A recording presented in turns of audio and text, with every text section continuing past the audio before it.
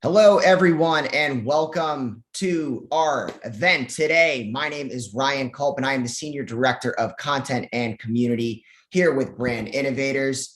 I am here to kick off our event. We're here for today's Influencers in Marketing led by Influential. Today, we're going to have some amazing marketing leaders from prestigious companies such as Discord, Next Insurance, Square, Supply Factory brands slash Sunday Sunday, and more. We want to make sure that you understand that we are here live, so you can ask all the questions and engage with our panelists and our speakers, as well as other attendees. Now, at the bottom of your screen, I'm guessing this isn't your first Zoom call and you know where it is, but I still like to be thorough. So at the bottom of the screen there's going to be a chat window and a Q&A widget. You can click on that chat window. You can talk with your peers. You can click on that Q&A window, and you can make sure that you ask your questions. Again, we're going to be live all day. Now, I would love to welcome to our virtual stage Chris Dietert. Chris is the CCO of Influential. Chris has been an instrumental part in the launch and continued growth of the company, which is his company. It's 15 years of experience leading top brands and agencies. Now, we're talking like over $100 million in fashion phenomenon Von Dutch, as well as his role as CEO and owner at American Rebel PR. I can see Chris is just joining us now. I've got two windows here. Look at me, I'm super fancy. And he has been featured in top publications, including the Wall Street Journal, the Washington Post, the Hollywood Reporter, and Billboard, as well as broadcast media appearances on CBS, HLN, MTV, VH1, E! A&E, and Bravo. Chris, welcome. I'm so glad to have you here. How are you today? I'm fantastic. That was quite a mouthful. Well done on that. I'm just trying to keep up with you. We've been working together now for a little bit, so I just like to make sure that I can set the virtual stage correctly and make sure everyone knows who you are and the sort of energy that you bring to these events. Very much appreciated. Super excited to kick off the day. Cool. Well, I will turn things over to you, everyone. Chris is going to be giving us our opening remarks. If you need anything, I'm going to be on the back end helping out, and Chris will be our MC to take us on our virtual journey. Chris, I'll turn it over to you. Thank you, sir. Hey, everyone, and welcome to the August edition of Influential's livecast with Brand Innovators. For those of you who are not familiar with Influential, we are an AI influencer technology that drives actual business outcomes, including sales, foot traffic into stores, and TV tune-in lift. For today, we have an amazing lineup. I'm thrilled to kick off our first session of the day with this great lineup. We are joined by Lauren Weinberg, Global Head of Marketing and Comms at Square. This session will be moderated by Tiffany Pettit, Director of Strategic Partnerships at Influential. Welcome to the stage, Lauren and Tiffany.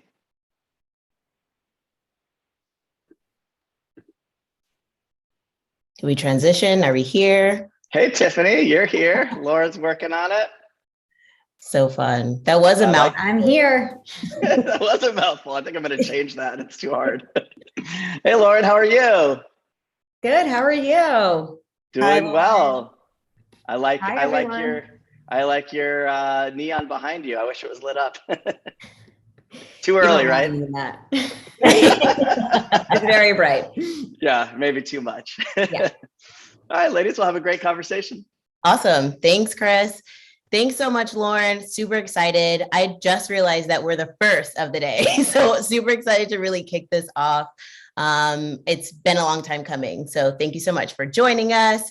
I think before we dive into it, would love to bring all of the audience up to speed a little bit about your role. And then if you can dive a little bit into the growth that you've seen over the years, because you've been at Square for quite some time now, right? So would love to hear a little bit about what you are touching right now as far as your responsibilities and then some of the growth that you've seen. Absolutely. Well, thank you so much for having me. I'm excited to be here today. And yeah, so I run marketing and comms at Square. I've been at Square for 4 years and we have seen a lot of growth. I'll start by saying, my job at Square is really to communicate to our customers around our products and solutions so that they understand all the things that we have to offer them.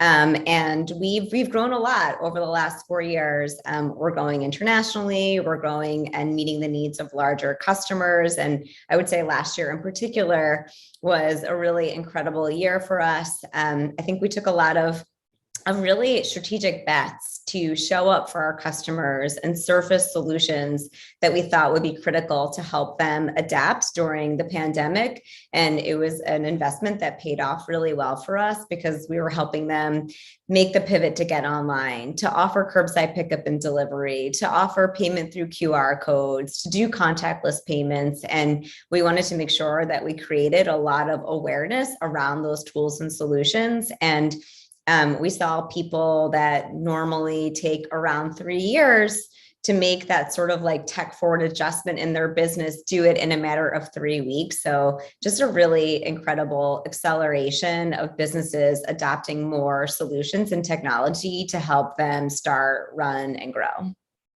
That's huge. I mean, we were there, right? Like everything started to go. I mean, even years before last year, things started to go cashless for sure.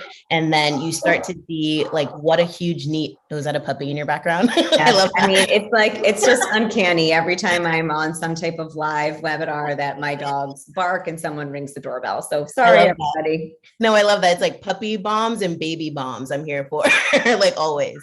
But yeah, so we've seen, you know, definitely a need in the market for that for sure. I'm curious to know, like, it was definitely a challenging 2020, but such an opportunity. What other challenges have you guys seen? And I mean, I like to spin it on its head and think about it as an opportunity, because this is essentially more than likely where the future is going when it comes to businesses of all shapes and sizes. What are some of those that you're seeing right now?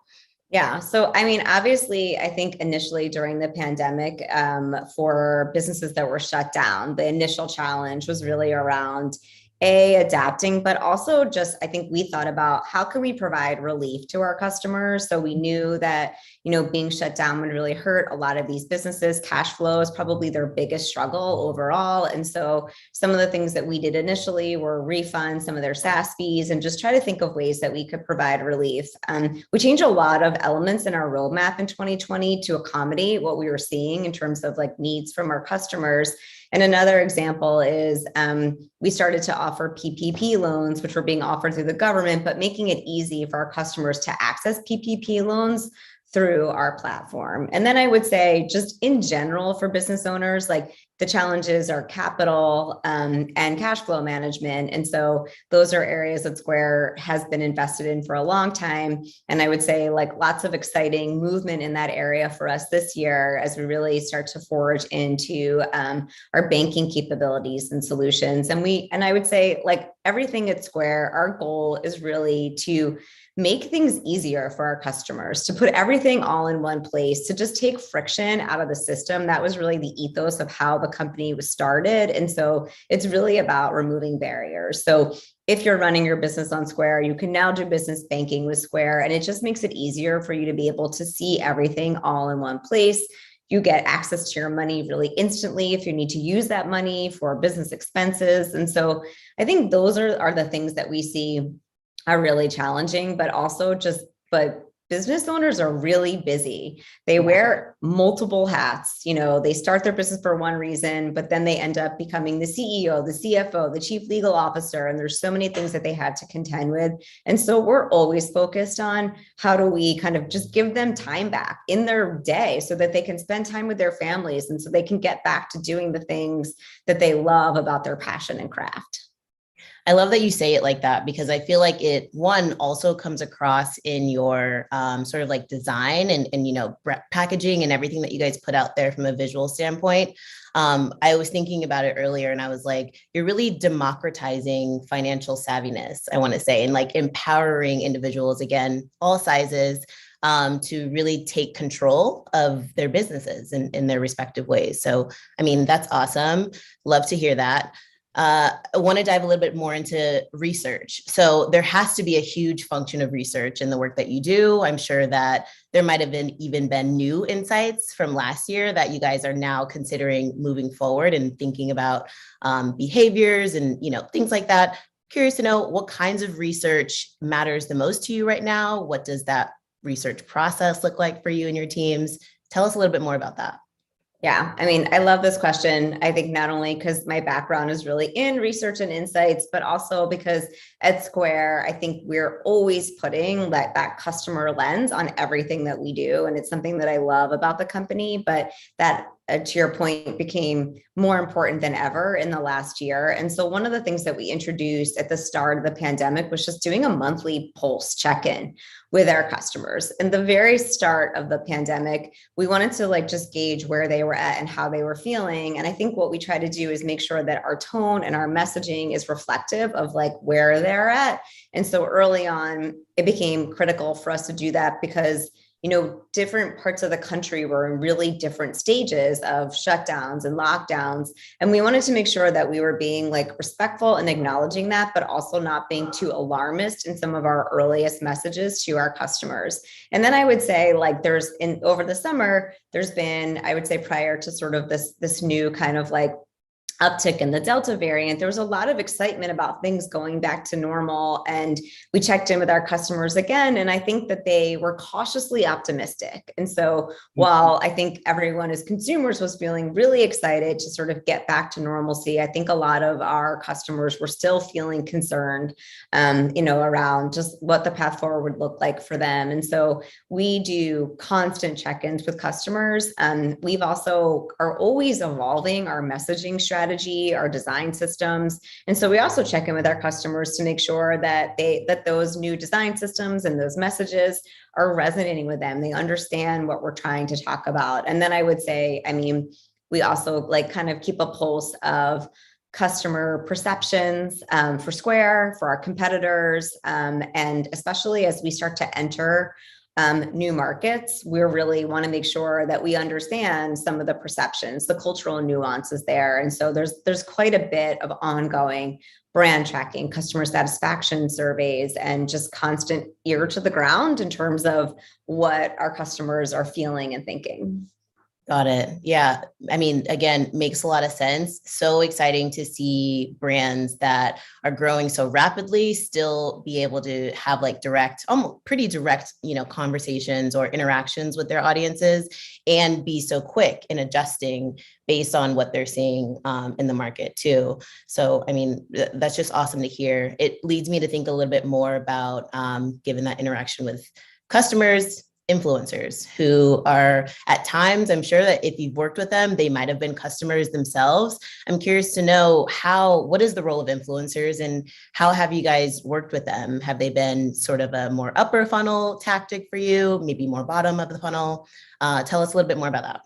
Yeah, so I'm excited to talk about this. I would say one of the things that we know from all the insights that we've collected from our customers is that one of the things that customers are looking for is to hear from other people that are in their shoes, to show other business owners in their category, people that they respect and admire. So I would say in a lot of ways, micro influencers have always been a part of our strategy. We have a very long history of marketing at Square, of sharing customer stories and really allowing our customers to explain how they leverage Square solutions to really support their business needs. And so I would say that's kind of always been core to what we do, but we've been experimenting with a lot of new influencer strategies as well. But I would say the thing for us is primarily thinking about influencers at the vertical level. So if you're a restaurant owner, then we want to work with influencers in the restaurant space. We have a beauty campaign running right now. It's actually our first time that we've ever run a campaign that's really actively communicating directly with just the beauty segment. And so that is an area where we know influencers play a really pivotal role for a lot of people in that sector. And so we're leveraging influencers there too.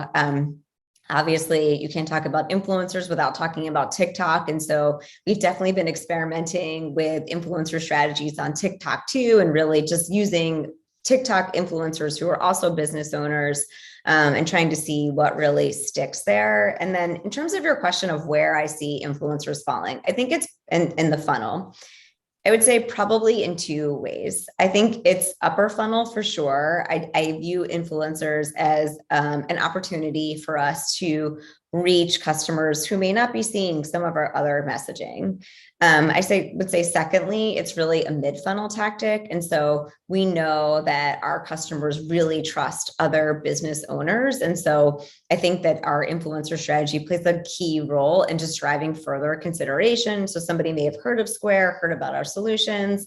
And I think hearing from somebody that you respect and admire in the same category as you is a great way to kind of get them one step further to thinking about adopting Square solutions for their business.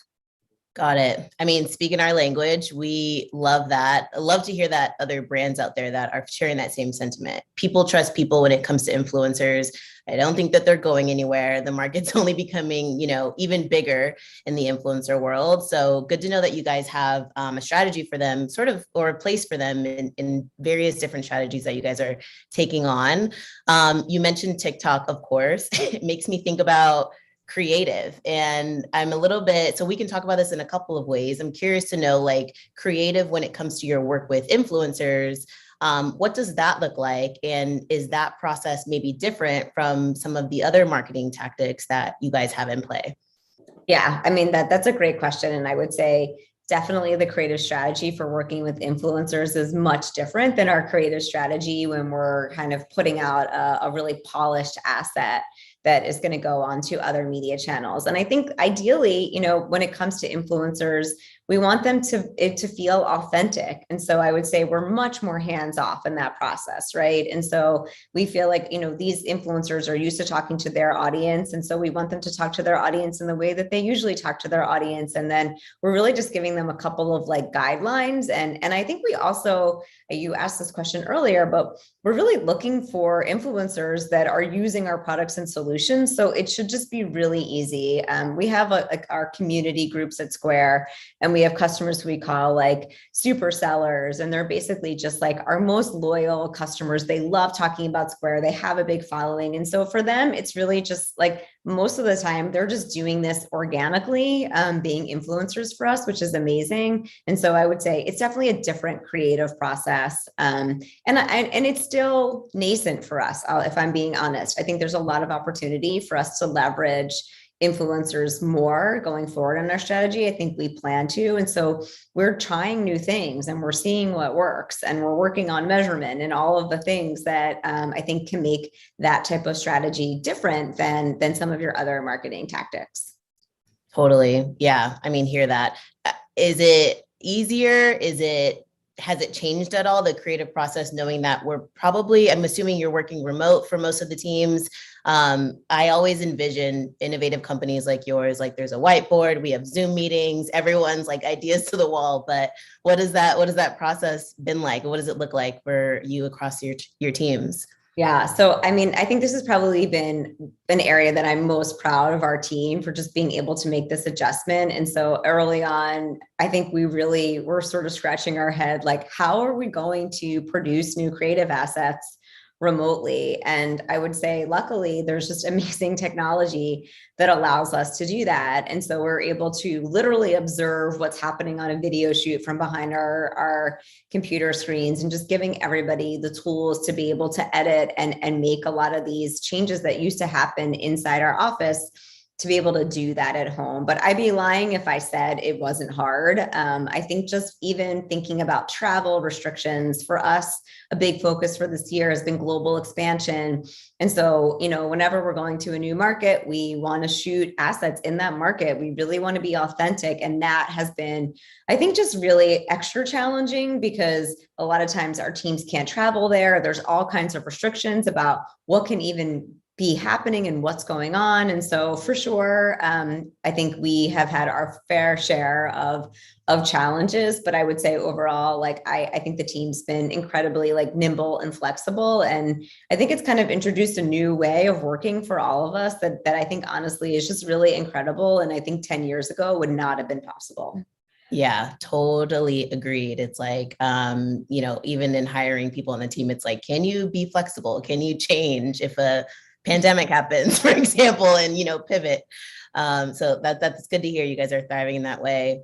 Let's shift it a little bit more and talk about some of the social work or the social good initiatives that you guys have had in place, some of the more cause related stuff that you guys have done over the years. I know specifically you've done stuff in the last year in support of multicultural communities. Can you dive into that a little bit more?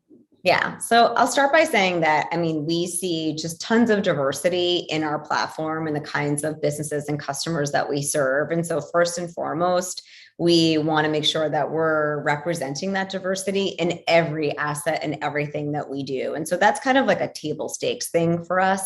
And then I would say in terms of programs specifically, we've actually done a lot in this area and we don't talk about it very often, but in 2020, we announced that as a company, we'd be investing $100 million to support minority and underserved communities. We've recently announced where the final $10 million of that $100 million allocation would go, and it's going into a fund for an Entrepreneurs of Color fund. And then I would say, in addition to just some of those investment areas, we also really go back to I think our long-standing history of storytelling through short films and podcasts and other formats. And so last year we came out with a new short film series called Black Owned, and it was really films that were highlighting Black business owners and just the role that they play in their communities. Everyone should check it out. I absolutely love these stories. They're so incredible. And then this past year, just recently, we released another short film series called Asian Love Letters, where we sort of detailed followed around a couple Asian business owners in the New York area and really talked about just the impact of the pandemic on them and also the role that their cultural and heritage plays in driving their overall business strategy. I think I could go on and on. There's a lot in this area. The final thing I'll say is that, we're experimenting still with some things. So in Atlanta and Chicago this year, we had a campaign that was called The Future is Built Here, where we showcased Black business owners in those areas through some out-of-home executions, where we also included QR codes so that people that were passing by some of those out-of-home units could have a chance to actually shop and support those businesses in their community. And I think that was a really amazing moment for the businesses that we highlight, and actually is helping kind of take some of these business owners in their communities and really elevate their status so that they're becoming more influential in their own right within their own communities. That's just awesome. Again, being one of the many, or I want to say few who have done it early, many now who have really leaned into initiatives like that in a way that's super authentic to the brand and, continues to maintain and be relevant. Shifting a little bit into, I know we talked a little bit about your digital media mix, but then you also just touched a little bit about some of the out-of-home efforts that you guys have been doing. How has your overall media mix changed in the last year, we can say, maybe longer, because maybe there's a lot to talk about, but just knowing the way that people are consuming, brands and advertisements, how has that changed overall? Yeah. So this is an interesting question. And I would say there's a lot of factors, I think, that influence our media strategy over the past, I want to say 14 or 15 months. I would say number one, we always want to be where consumers are spending time. And so that's kind of just every marketer's rule of thumb.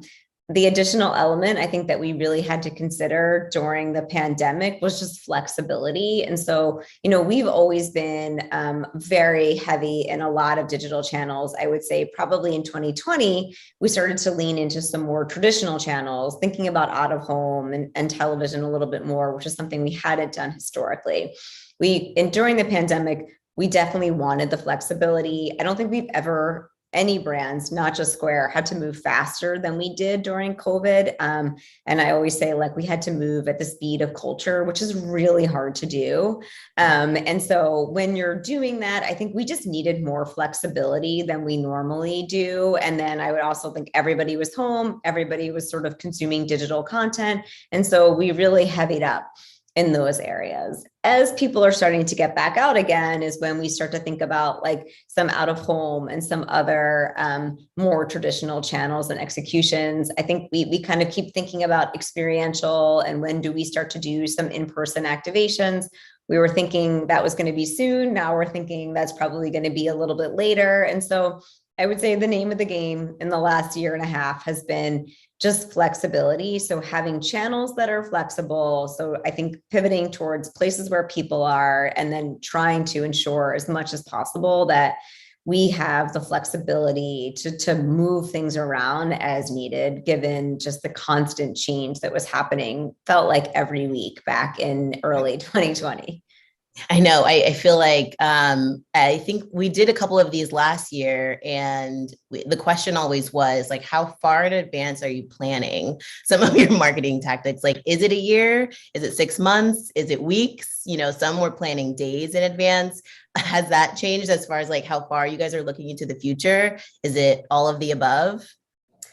Yeah, I would say we're in a more normal rhythm than we were in 2020, which felt like everything was happening like on a 10x speed. And I think it was really like we had to get things out in the moment that we were trying to communicate around, knowing that that moment could change really quickly. So that was kind of a super intense period of time for us where we replanned more times in 2020 than I think ever I have in my entire career. So this year, I think we've kind of resumed a more normal cadence, but I would say we're still like, we probably planned 6 months out at maximum. I think we definitely think about the long-term horizon, but I would just say like things move really fast. Our entire industry is moving really fast. And so I feel really good about what's coming in the next 6 months. And the 6 months after that, I feel like I have 80% confident about what we'll do, but I also like that we give ourselves a little bit of room to be flexible there. Awesome. Love to hear that. Diving into a little bit more about your different programs. So I know you're primarily focused on your merchant business. So thinking about B2B versus B2C tactics that, for example, Cash App may employ a little bit more. How do those differ? And do any strategies ever overlap in like really positive ways or in any way at all? Yeah, I mean, I think that I would say, Cash App and Square, we're always looking for places where there is that overlap between our businesses. And I think that there will continue to be more of those in the future. But in terms of your question around B2C versus B2B tactics, I'll say I think Square falls somewhere in the middle. And so I've kind of come from both traditional B2B and consumer backgrounds. And I think when you think about Square's business, we've got some really large businesses. We're working with stadiums and arenas. And I would say those are much more like enterprise level businesses. We have some really large like restaurants and retailers that are on our platform. And then we also have some smaller merchants that are in our platform. And so I think for us, when we're thinking about creating broad awareness, we're using consumer tactics by and large to really reach our customers. Number one, every business owner is also a person. And we've also done a lot of testing.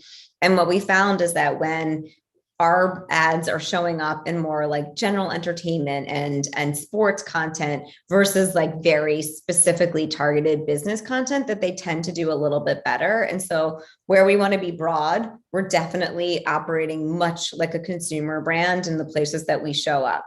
I think as we start to get a little bit more targeted and focused, that's where you start to see some of our more traditional B2B tactics. So where we're in trade publications or showing up in trade shows, or when we're talking to really large businesses, we're using, case studies and a lot of comm strategies to really create the narratives there that we're trying to reinforce within that segment. So it does, I would say, like we really run the gamut on these things, but I think one of the things that surprises people the most is that even though, we're serving all of these business owners, a lot of our marketing tactics are actually much more similar to consumer marketing tactics. Awesome. That's good to hear. And I know that there's brands that are kind of navigating strategies in that way that find a lot of value in that. So Thanks for sharing that. Before we get into some questions, I encourage you guys to continue asking some of those questions. One that popped up was, where is that series? Where can we find the series for that you mentioned? That you had a couple that you mentioned that you've been doing. They're all on our website. So I will find the exact URL, but if you just go to squareup.com and you can search for Black owned and you'll find all of those series there. And they're also all on YouTube. Awesome. So it's Black owned and Asian love letters. Those are the names of the series. Perfect. Another question I have is, we talked about different tactics, different marketing tactics. At the end of the day, this year, what do you think success looks like for you? And does it maybe look a little bit different than what it did last year? Or what are you thinking as far as some of those success metrics? Yeah, I mean, I actually think success for us is pretty consistent. Our goal is to really educate customers, create awareness and demand for Square's products and solutions. And so at the end of the day, I think especially as we continue to march forward with global expansion and enter new markets, we are sometimes a late entry in some of those markets with very low awareness. So we look to see, are we generating more awareness? I would say we also have had work to do in some of our existing and sort of more mature markets in terms of shifting the perception of Square and the kinds of businesses that we serve and the solutions that we have.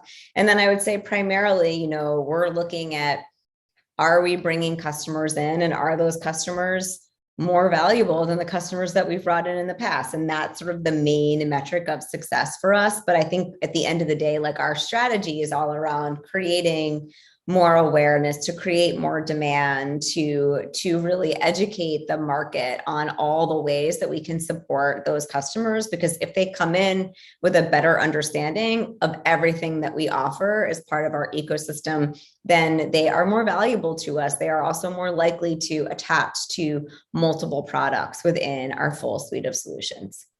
Got it. That makes sense. Some are flying in already. Someone's asking, what prior career experiences have shaped your ability to thrive in your current role at Square, or even previous roles? Do you have any prior career experiences that have helped shaped you where you are today? Well, I would say, yes, I think all of them shape where I am today, but I would say number one, I started off in research and insights. And so my mindset is always sort of starting with the customer and what do we understand and how are we connecting with them. I'm also very comfortable and love the data side of marketing. And I think for being at Square, that's obviously been really impactful at the end of the day. We're here to drive business results, and understanding how strategy ties to these business results is something that I think has served me well. And then I would say, I was at Yahoo for 6 years before I went to Square. And when I was at Yahoo, we had a lot of changes during that time. It was an amazing experience, but tons of leadership changes, constant state of change, I would say, for 6 years straight. And so I think that probably just positioned me well to be flexible, adapting, and just being able to pivot quickly without getting too worked up about it. And so I would say probably it's a combination of all of those things. I love that. It's encouraging for folks out there who are is the world, or is what I did before actually going to translate in some way? Totally agree with you. I've had roles in the past, just a few that I feel have definitely led me to a place to be, again, adaptable, be able to pivot, be able to, step up and not be so afraid to ask questions and things like that. So I love to hear that. Someone else is asking, can you share a bit more on how your role or approach, I suppose, to marketing is changing in relation to your pipeline and revenue?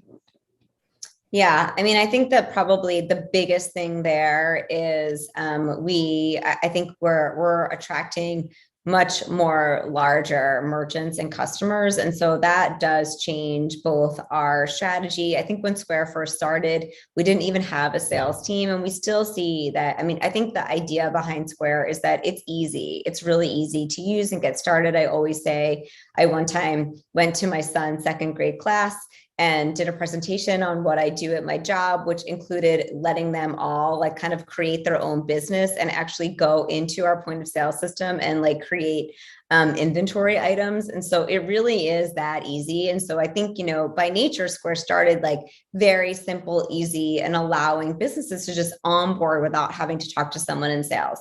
I would say I think we've gotten a lot more complex.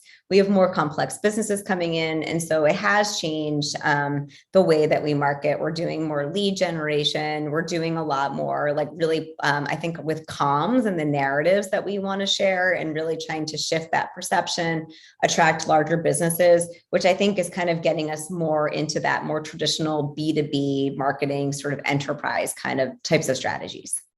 Got it. Great answer. This one kind of goes hand in hand as well. The question is, what categories or industries do you see popping up as you grow your brand presences for businesses large and small? So I think they're talking about your clients or customers. What categories or industries do you see popping up? Yeah, I mean, so the great thing about Square is that we really have such a wide swath of industries already. And so we've got tons of retailers. We've got a lot of food and beverage customers as well. So that's everything from full service restaurants to QSRs to bars. I would say like some of the areas, I would say like professional services and beauty. We also have a lot of these customers too. And I think we're taking a more active approach to make sure that they understand all the ways that we can support them. And I think the other big change in our product strategy that changes how we market is that we really have invested heavily in our API capabilities. And so allowing larger customers to kind of take what they're already using and then also be able to leverage Square. And so that's another, I think, probably area where we'll start to work with much larger customers. So as I mentioned, like stadiums and arenas were a really great fit for a lot of those businesses. And they're working through a bunch of different APIs. So we'll continue to sort of, I think, see more of that. And then the final one is probably healthcare. I think that's another one that is a more like emerging and up and coming category. Again, we have all of these already. So I always say at Square, like the biggest challenge is kind of focusing on which opportunity is the one that we want to focus on. And so I think healthcare is also a very untapped opportunity for us and a vertical that we'll probably start to see more traction with in the future. That's so funny. That answer is very similar to how we've been approaching, because a lot of clients are like, what kinds of clients you guys work with? And it's like, name a category. Everyone's been wanting influencers in some way. Yeah. So yeah, it's kind of fun in that way. And then speaking of beauty, all of my beauty services I pay through by way of Square. So just throwing it out there, actual customer. Yeah. It helps with the customer insights when you're able to just like, go to your local town and see people using Square. And then you can just ask them like, how's it going? What do you like about it? What could be better? And so I feel like my family wants to kill me because I pretty much do that everywhere I go. They're like, here she comes. Yeah. That's funny. Someone else is asking, how important is the data behind influencer marketing? Ooh, I love this. And do the metrics drive the messaging? So that's a great question. And I mean, data is important in everything. And I would say it's an area that I think we have some work to do to have better metrics and better data so that we can get smarter about our influencer strategy. And so great question. I love the question. And I think the answer for us, honestly, is that we have some data and metrics, but I wish that we had more. And so that's something that we're focusing on for now so that we can get smarter and better about how we do that. Got it. We'll have to chat then after this. Another question is more personal. How are you offlining this year? And what are you doing when you're not working to stay sharp, motivated, effective in your role? That's a great question. So just last week, I was on vacation with my family at one of my favorite places, which you may laugh, all of you, even though I won't be able to see you, which is the Jersey Shore. So I love to go to the Jersey Shore. And I would say after like a very challenging year or so, last week I said like, absolutely, no work, no connection, not checking email, not checking in, not checking Slack. And so that was really great. And then I would say just when I'm not on vacation, I do yoga, I exercise. I think like when you're working from home, getting out for walks as much as possible. I moved from the West Coast to the East Coast. And so it was a little bit challenging in the winter, just because it's much colder and the ability to get outside when it's snowing or freezing just requires more discipline. And so I always tried to get out and spend time outside. And I really tried to like leave my computer in my office at the end of the day so that I can really be present with my family. Great advice. I know for me, I live in LA and there are times where I can't even experience summer. I feel like we get so comfortable. We're like, we're here, we're in our office, we're being efficient. I have to force myself like I'm my own pet and take myself for a walk outside because it's like, girl's not going home. Her Peloton's here. Why does she need to go home?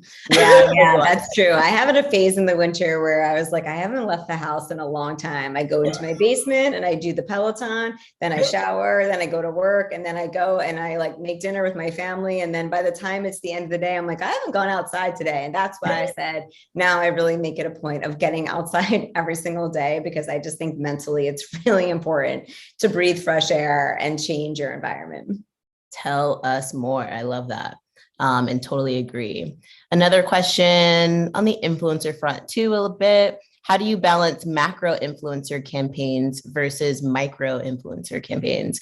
What roles do each of these types of play for your audiences?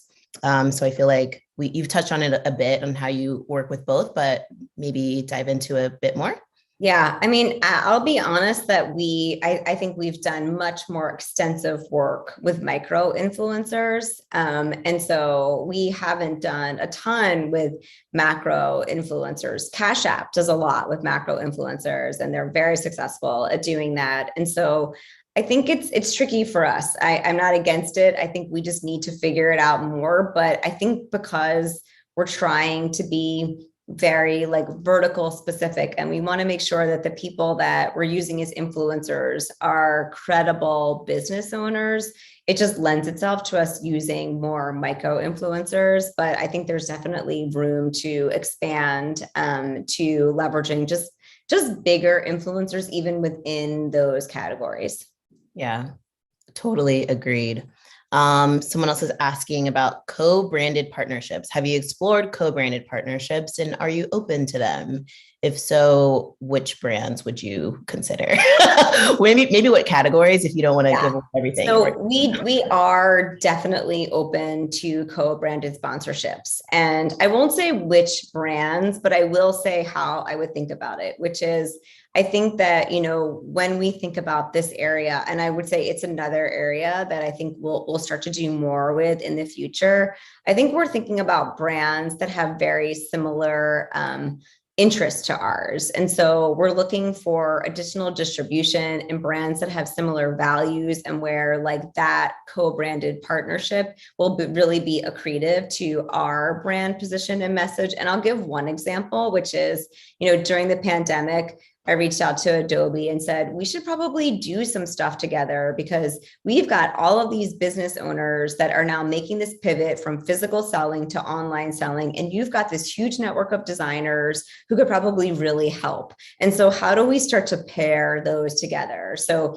we're sort of helping the small business community make this really important pivot online. And we're also giving freelancers who may be out of work an opportunity to get some new work. And so those are I would say generally when I'm thinking about co-branded sponsorships, I think we're looking for brands that have aligned interests with ours, where it's really complementary to what we're doing. And I think really the shared values piece has been key. The kinds of brand partnerships that don't work for us is when somebody comes in and it's really prescriptive and it's just basically a give us money. Like we never do those, right? I think we're not really interested in the give us money and we'll promote your brand, because it just doesn't feel authentic to us and who we are.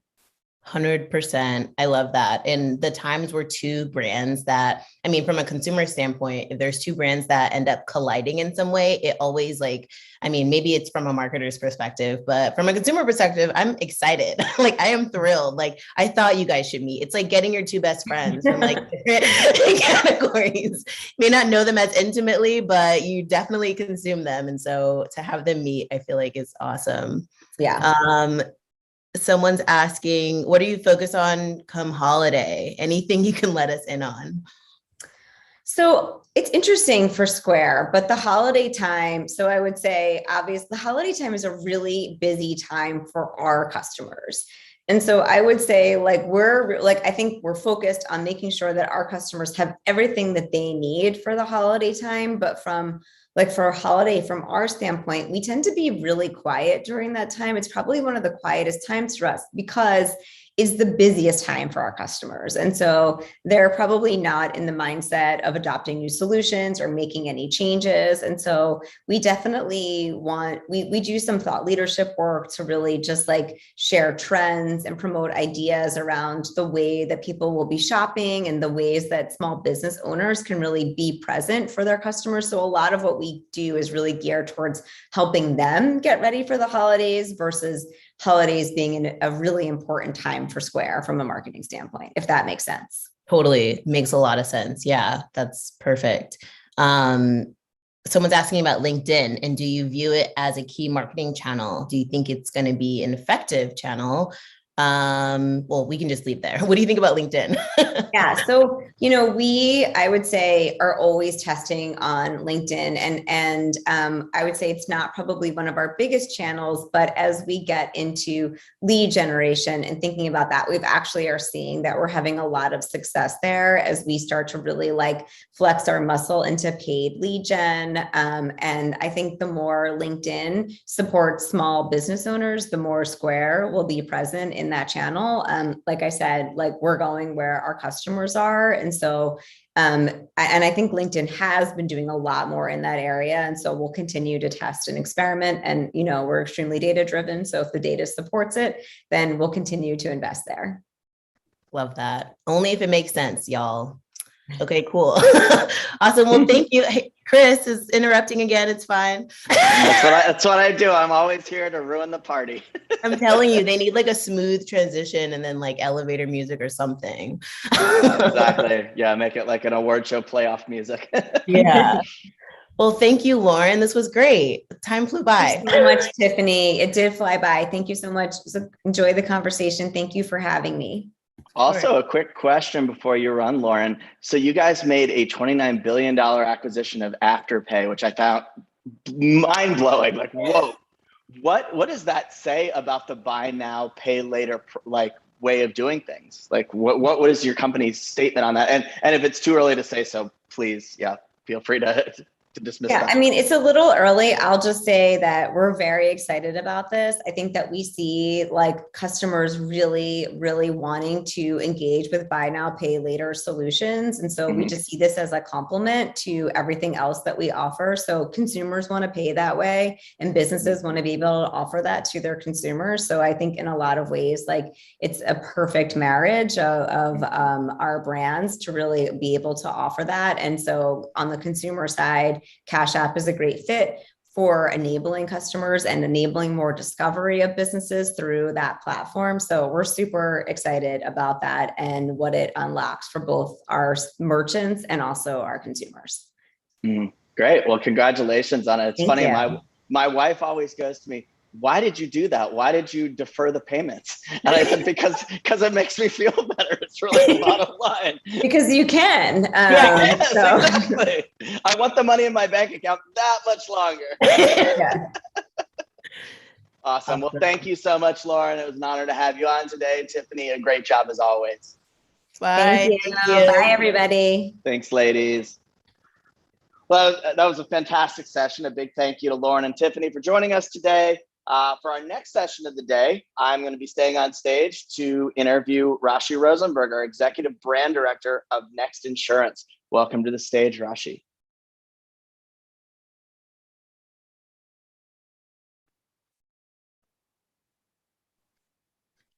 There you are. Hi, Rashi. How are you? Great. How are you doing? Doing well. How's everything going with you today? It's good. Excited to be joining you and having a good conversation. I just got to listen a little bit to Lauren from Square and just shared some really incredible insights. Awesome. Yeah, you're in great company today. We have quite the lineup, and we're honored to have you here with us. Where are you calling in from? Right now, I'm actually out of New York. Okay. Are you usually in New York? Splitting the time a little bit. So the Next Insurance is based out of Palo Alto. So going kind of back and forth. Nice. Bi-coastal. I like it. Very cool. Exactly. Well, welcome to the show. So before joining Next, you were at Google working on global brand marketing for consumer apps. What was it like moving from a household name brand like Google to a newer brand like Next? And what's exciting for you about joining this company? Yeah, definitely. So I was at Google for about 2 years, and I was at Pinterest prior to then. So I had been at a couple of different, what we would call tech platforms that have pretty well-established brand awareness. And I had some really amazing experiences at both of those companies. The reason I left to go over to Next is because it was really an opportunity to jump on and build a brand. So a little bit of the backdrop is I had worked really closely with a great creative director when I was on the agency side, and that was about 10 years ago. And his name is Spencer Hansen, and he is our executive creative director at Next. So we essentially kept in touch over the past 10 years, and always were looking for opportunities to collaborate and work together again.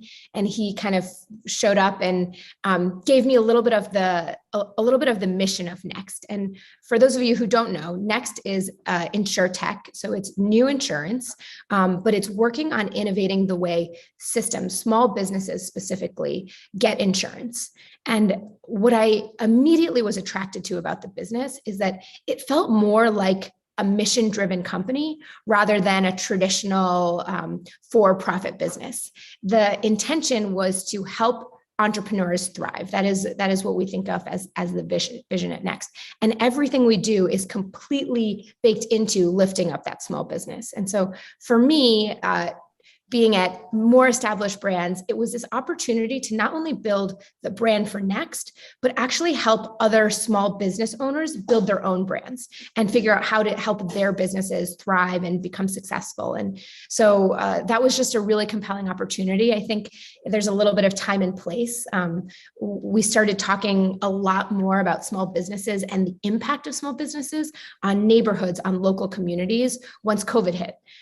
So about a year and a half ago, and we started to realize like these businesses are really the lifeblood of neighborhoods and communities. And how can we make sure that we're doing everything we can as a culture and a society to make them thrive and do as well as they possibly can be? Because this is really like the fabric and personality of our day-to-day lives. Very cool. It's interesting. As you were saying that, I started to think, wow, you must feel so gratified that you landed there when you did at a time where small businesses needed help more than anything. Can you tell me a little bit about what your approach when COVID hit? Did you guys do any special programs? Did you do any charitable efforts? Could you kind of walk me through what you guys did when the pandemic hit? Yeah, definitely. It's a great question. I think the timing was really important. So right when COVID hit, we had the company had the intention of relaunching the brand, relaunching the business, and spending a lot in media and marketing, really thinking about how we can get attention and break through for Next as a brand. Mm-hmm. And what we realized is that wasn't what the world needed during COVID. And so we actually pulled back and shifted the strategy. And I will say but this was not when I was at the company. This was actually led by the team that was already there. And a lot of creative direction and creative work from Spencer Hansen. But they essentially created a campaign that was called Built by Business. So instead of taking the money that we were going to spend on advertising and marketing, we actually shifted that, and we decided to pay small businesses to help get the word out about Next Insurance. And so we told them, recreate our logo, build something. So we had a baker bake cupcakes with the Next logo. We had a builder build like a sign for Next. We had a fitness instructor come in and teach classes to our company. So essentially, we completely flipped the script and spent the money on small businesses that we knew would actually, number one, need the money, but number two, actually really benefit and appreciate that investment. And so the story ended up being like, how can we make sure that we are making kingmakers out of our small businesses and our clients and customers, rather than making ourselves the hero of the story. And I think it ended up being really successful. We saw a lot of really great press, and one of our bakers saw a 10x increase in sales after the campaign. So some really nice metrics and lovely stories that just came out of the whole experience. Oh, I love to hear that. Well, because Next caters to such a wide range of small business owners, you seem to have a lot of flexibility in how you can bring those campaigns to life. For instance, with your Built by Business campaign last year, you featured some of your customers and their small businesses and content. How does that latitude and creative customization affect your planning process?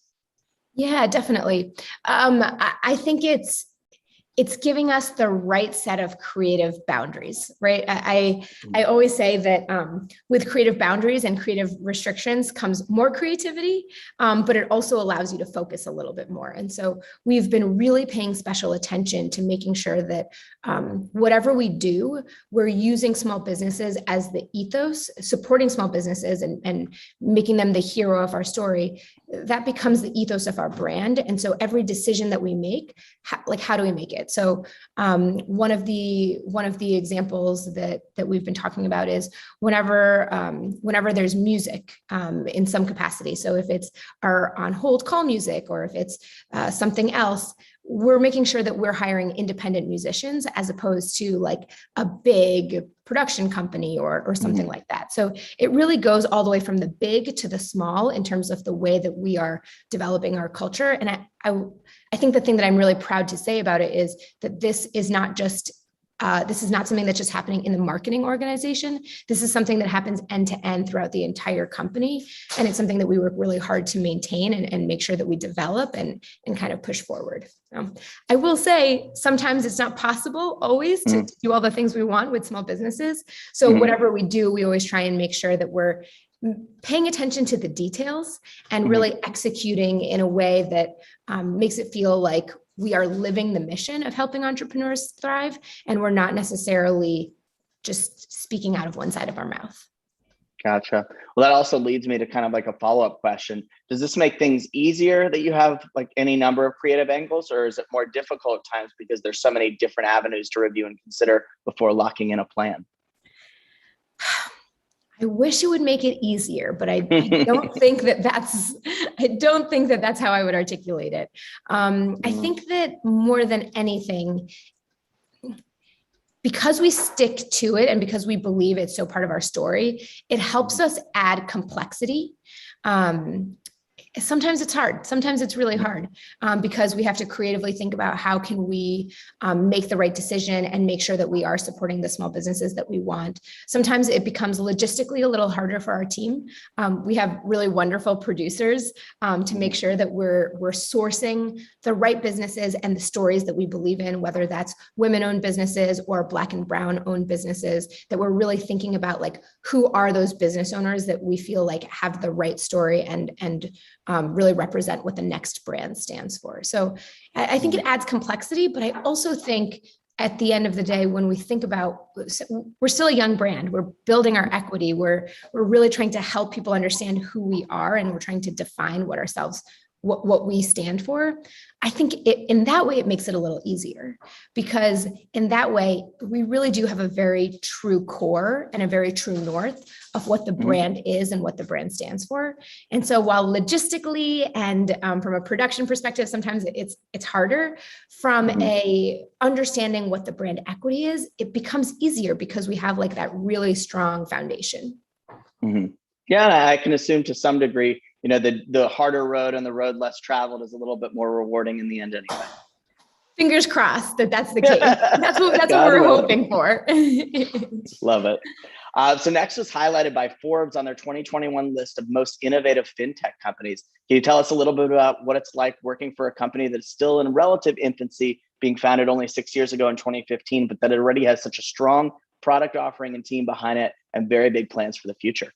Yeah, definitely. I mean, I think that that's one of the most exciting things about this company and this business. We use the rocket ship metaphor often, and it's something that just really rings true. So when we think about the business, it was founded in 2015. It's grown tremendously year over year. They've almost doubled in growth every single year. Or actually, they have doubled in growth every single year. Wow. And when we think about the implications of that, I mean, it's really wild from an employee standpoint. So it's very rare. I've just been at the company since March of 2021, but you can start to see sort of like the different tenures of the different employees, and you kind of have the crew that's been there for 4 years plus. They've been the original crew who has been there right from the beginning, and then you start to see, like, as the company has gotten older, there's more and more people.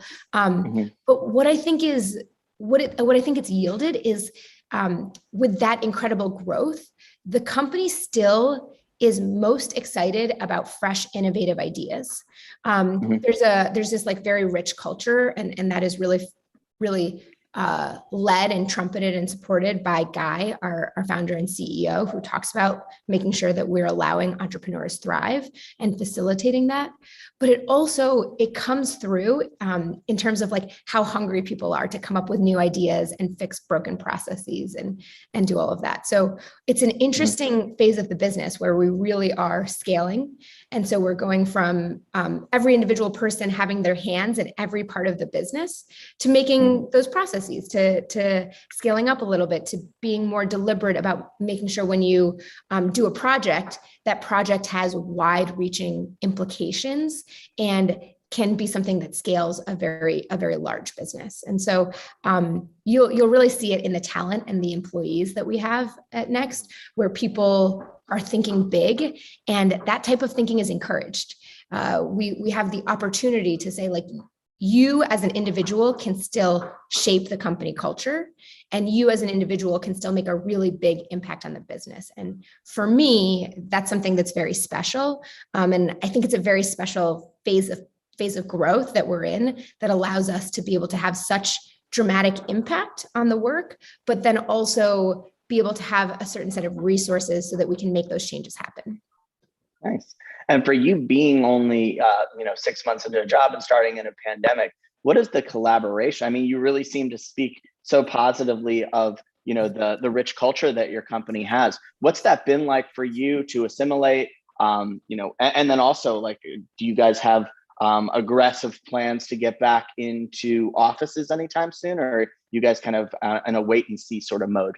Yeah, it's a great question. I think I'll speak for everyone. I think everyone's getting a little antsy to see each other in person. It's definitely something that we have found with technology, with Zoom and Google Video, Google Meet, and all of our different like video chat and technologies to see people. We can connect, and there is the ability to connect, but there's something special about in person that we just have. So it's something that we are looking forward to. We are currently not in office. We are working remotely, and that's primarily due to the Delta variant. We had opened up offices briefly, but then ended up closing and encouraging people to work remotely again, just out of precaution for everyone's health. So we're planning on doing kind of a wait and see. I think that the company has been really cautious and really deliberate and protective of individual employees' health. And so that has been something that I have really appreciated. But we do try and do gatherings outside if we can with masks, making sure that people are taking the right precautions. But being able to gather is something that feels like very human, right? Like being able to connect with someone and see them. And there's something just special about being able to see someone in person and even have a group brainstorm session. I was able to go back into the office at one point like sometime in the midsummer before the Delta variant became as prevalent as it is now. And I was whiteboarding, and I have bad handwriting in general. Me too. Just baseline. But I started whiteboarding and I was like, my handwriting has never been worse than it is right now. I just don't even remember Out of how to practice. whiteboard. So it's like the little things that are just, you lose it. Hopefully it'll be like riding a bike when we go back to office and we can get back into the swing of things, but it may take me a little while to practice my whiteboarding handwriting again. Practice at home. Yeah.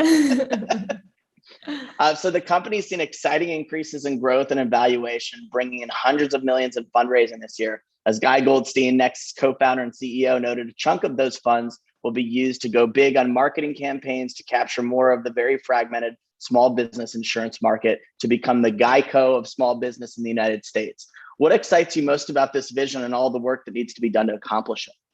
Yeah, I mean, Guy is just, he's so cool, and love hearing that vision articulated. It's actually, I have taken that quote from Guy and I've put it into like almost every single team slide that we have to make sure everyone remembers.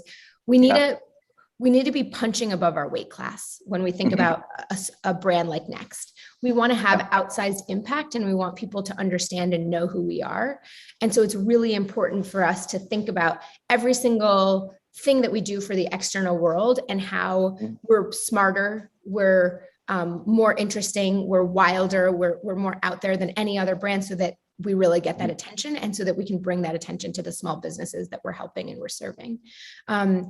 It's a little premature, but we will have some pretty big and pretty exciting news that's coming up in the next couple of weeks when we think about our presence and the way our brand shows up. And so I will give a little bit of a nod to Guy's quote, and I will say we have big things coming. And so please stay tuned and check out our social and our website and all of the things in about 2.5 weeks. And there'll be more exciting work and exciting creative to show then. Awesome. All right, everybody, you heard it first here. 2.5 weeks. Stay tuned. All of Next socials and website for big news coming. So Next Insurance had an exciting announcement last week. Your participation in Amazon's Insurance Accelerator. I believe you're the only US-based carrier participating in this program. Can you tell the audience a little bit about that and how it provides another avenue to grow your small business customer base? Yeah, definitely. So this is another part of Guy, our CEO's vision, that I think is just really compelling. And it's really, the idea is really that when we think about our Next insurance product, insurance ends up being something that people don't always think about. It's not top of mind. And when you think about insurance, you think about risk, and you think about, oh man, I have to pay for this thing, but it's important. I know it's important, but there's a little bit of like nuance in terms of the way people think about it. They don't always know what the insurance product is that their company needs. They don't know what's right. And so the broader vision that Guy has that I think is just really compelling is that we should make it so that people feel like they're insured and they're excited to take the next step of their business, and they don't have to worry about it when they have Next.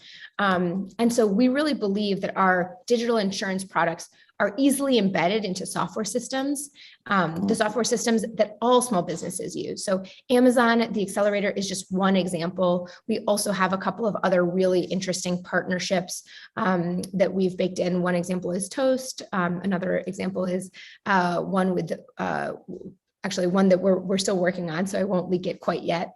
But we have a bunch of different examples where we're trying to make it easier for small business owners to have this like one-stop shop resource for all of their business insurance needs, and have it happen as they're thinking about simple things like payroll, as they're thinking about simple things like what their payment system is. So essentially making sure that the insurance is baked into everything will allow it to be simpler and easier for that small business owner. And then we'll allow it so that essentially we can provide the help and the support that we're so good at. So it really, again, speaks to simplifying the process for small business owners and making sure that when they have a different trigger moment, that we're covering them and giving the right insurance. the other thing that Guy says that I think is really interesting is we don't want people to have to know all of the details of insurance. That's what my job is for, right? Yeah. we can help you with all the details. We just want you to tell us like the most important criteria, make it easy for you to say like, okay, Next has got this. They will allow you to take the next step in your business, and they'll allow you to get going. So tell us a little bit more about the Toast partnership. Yeah, so very similar in terms of the Amazon Accelerator partnership, where we have baked our insurance capabilities into the system of Toast so that someone can actually decide if they want the business insurance that we offer alongside when they have integrated with the Toast software. So again, very seamless experience, but really speaks to the value of partners within this space. Just out of curiosity, just came off the top of my head. What was Guy's background? Do you know what drove him into finding this white space? Yeah, definitely. So Guy is a serial entrepreneur. He has launched a couple of businesses prior to Next. Before Next, he was the co-founder of a business that was acquired by Intuit. So he's done a lot of different types of businesses within the financial services space.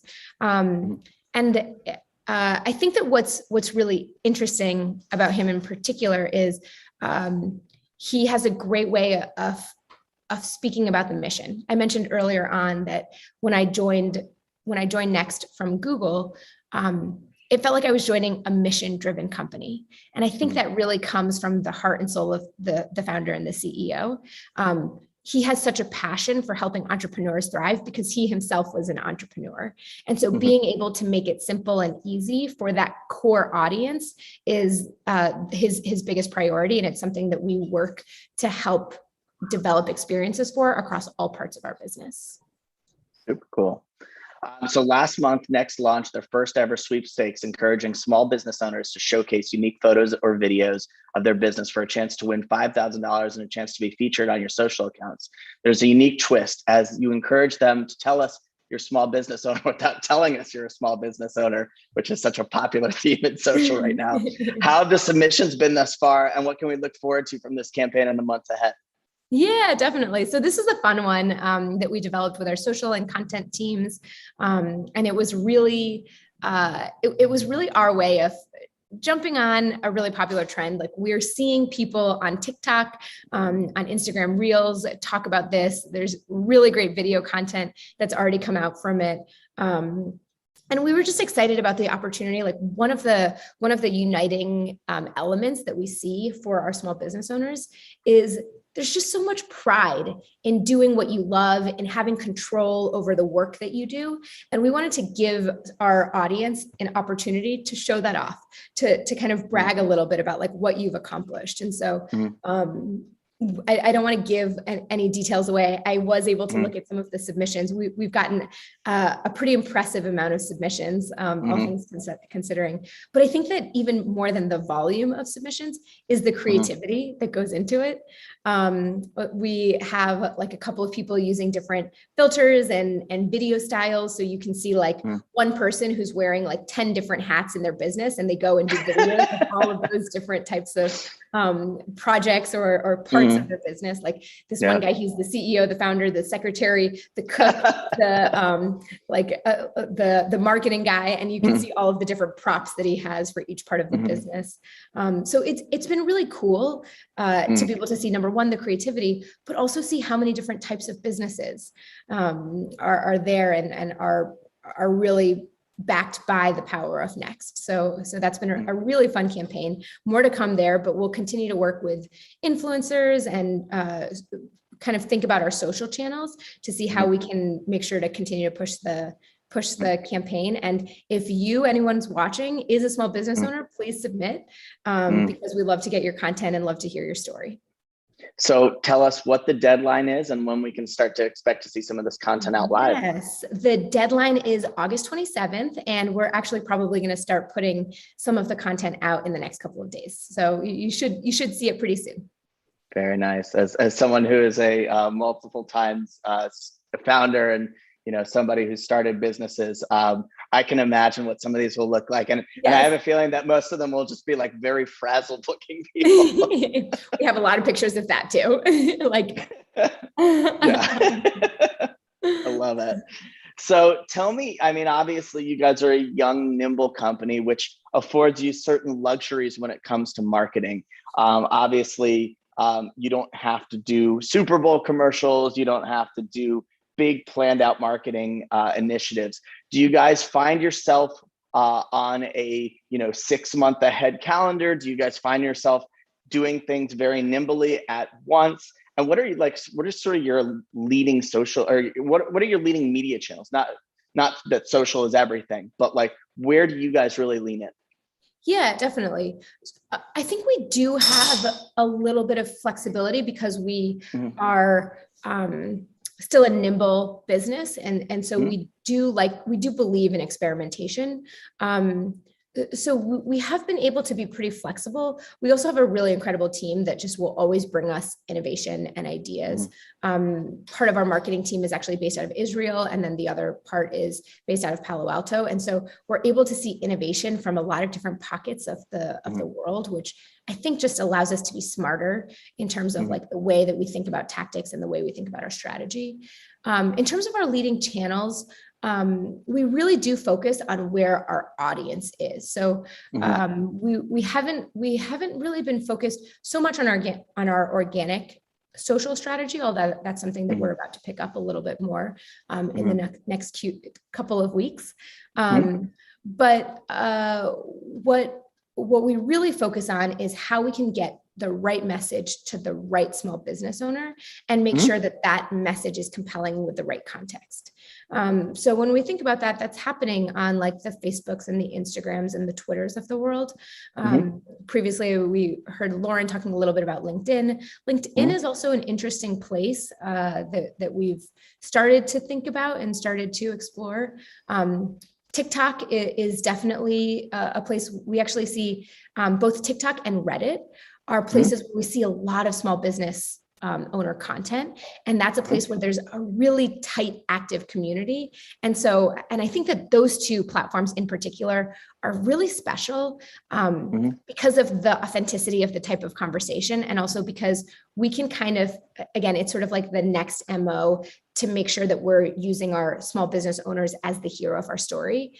There's so many small business stories and so many great influencers on TikTok and conversations that are happening on Reddit where we can kind of grab and then twist into its own set of stories. And so we're really thinking about those two platforms as interesting places. The other story is the small business owners and self-employed that we talk about at Next. These businesses are they may have 0 employees, they may have 2 employees, they may have 5 employees, even up to 10 employees. So it really goes through the range. But what we want to do is we want to make sure that we're getting them in the right places. And local community is really important. So one of the places that we haven't done any tests with yet, but I am excited about the potential for is Nextdoor, which is a community-based networking kind of platform, really great for neighborhoods. Love Nextdoor. That's a place where I think there could be some really interesting opportunity. And what a meshing of names. Exactly. It's perfect. It was genius from the start. I love it. Well, so you're on the Influential Brand Innovators Influencer Marketing session. I'd be remiss as influential not to ask, what is your perspective and what do you guys do in terms of influencer marketing at Next? Yeah. So we're doing a couple of initiatives. I mentioned TikTok. We have a whole set of initiatives to go to TikTok content creators and influencers. And then we're also working with YouTube and the team at Brand Connect to make sure that we are engaging with influencers within the YouTube space as well. The thing that I've been working really closely with my team on is how do we develop content that speaks to the heart and soul of Next? And we're not just creating ads. We're not just thinking about like the features and benefits of the insurance product, but we're talking about that feeling that people get when they actually don't have to worry about the risk or the concern that their business is not covered. So how do we get that feeling, and how do we think about the social prompts? And so as we develop what those creative prompts are, I, again, don't want to give too much away because a lot of this is still work in progress and work that we'll be launching in the next couple of weeks. But I think what the most important thing is making sure that our story is not the hero, but rather the influencer story is the hero. So how do we make it personal for them? Because we believe, like at the very core, that if we can make these stories come from influencers, other people are going to have had shared experiences with those influencers and will say, oh my gosh, I had that same thing where I was baking. I was a restaurant, a newly opened restaurant owner, and this thing happened and I wasn't prepared for it. But because I had this business insurance, I didn't have to worry about it. Or I'm a handyman and I didn't have the right tools and the right business insurance to prepare me for the job that I needed. And so we really believe in the fact that like you can have these shared experiences, and we can make that a little bit more creative and a little bit more interesting beyond just like a classic ad. Like it. So we're almost out of time, but I want to ask you one more question, then we'll turn it over to some questions from the audience. So can you tell us some of the ways that you and your team are looking ahead to the next generation of small business owners who aren't at that stage in their lives yet, those who are maybe still in school and figuring out their path forward, and how you're approaching them, knowing that they can be valuable assets to Next in the not so distant future?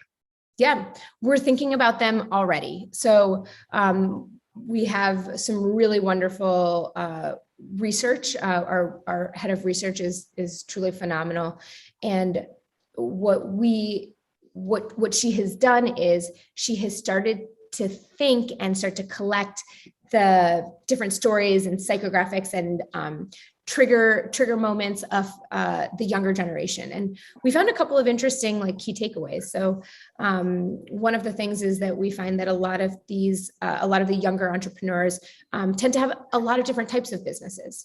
So they may not just focus on one specific type. They may have one pool in real estate, one pool in maybe vending machines, and one pool in one hand in something different. And so being able to create insurance that fits across categories and across like traditional types of professions is something that we're really interested in.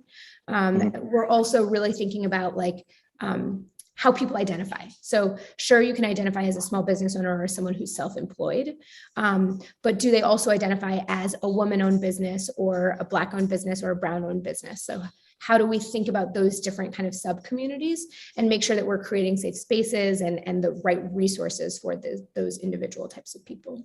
One other interesting thing that we found is just over the course of COVID, we found that women were more likely to start their own small businesses compared to men.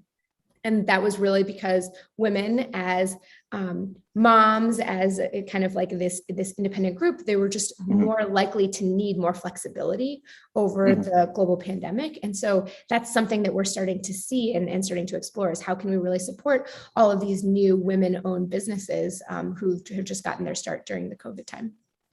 Very cool. I love that. Okay, so let's go to some questions from the audience. What advice do you have for those trying to convince executives to invest in brand awareness? This is a great question. And it's something that we talk about often on our brand marketing team. The biggest thing for brand awareness is it's not a short-term hit. Brand building, investing in awareness, all of these tactics are things that build over quarters and over time. And so the first thing I would recommend is that when you think about a campaign and when you think about your testing and measurement timeframe, don't think about it in a short-term timeframe, like in a quarter. Think about it over the course of 6 months. Think about it over the course of 1 year. And really, I mean, from what I know of my time at Pinterest and Google, you're building equity like 4 years in, 5 years in, like all of that pays off. And so I think it's just adjusting the time horizon of when you can expect results, but creating like smaller milestones to make sure that you're actually driving some type of performance and some type of like impact to the bottom line. So I think those are like the two biggest criteria. The other thing that I'll say that we've talked a lot about is brand doesn't always have to be above the line channels like TV, radio, out of home. There's some really interesting brand tactics in the digital space. So YouTube has some really interesting offerings. Our social platforms provide some really interesting brand awareness type studies. And so using those as little mini milestones to get to that broader story of the equity that you build in brand will be important. But at the end of the day, I'll tell you, there's no silver bullet. It will always be hard. And it's something that we have to like push through. Yeah. All right. Well, that dovetails very nicely into our final question. They gave me the 2-minute warning, but I think this is a great way to close it out. So what can heritage brands learn from newer digital first brands when it comes to authentically marketing to Gen Z? Yeah, that's a great question. Having been on both sides of the business, the couple of things that I'll say, I mean, you had mentioned this, the idea of creating consistency is really important, but those brands that stay too consistent have a fear of degrading and losing relevancy. And that feels like a little bit of an obvious statement, like staying too consistent, you lose relevancy. But as brand marketers, it's so important to drive consistency. It's so important to make sure that your brand you're building the equity and that people know what you're talking about.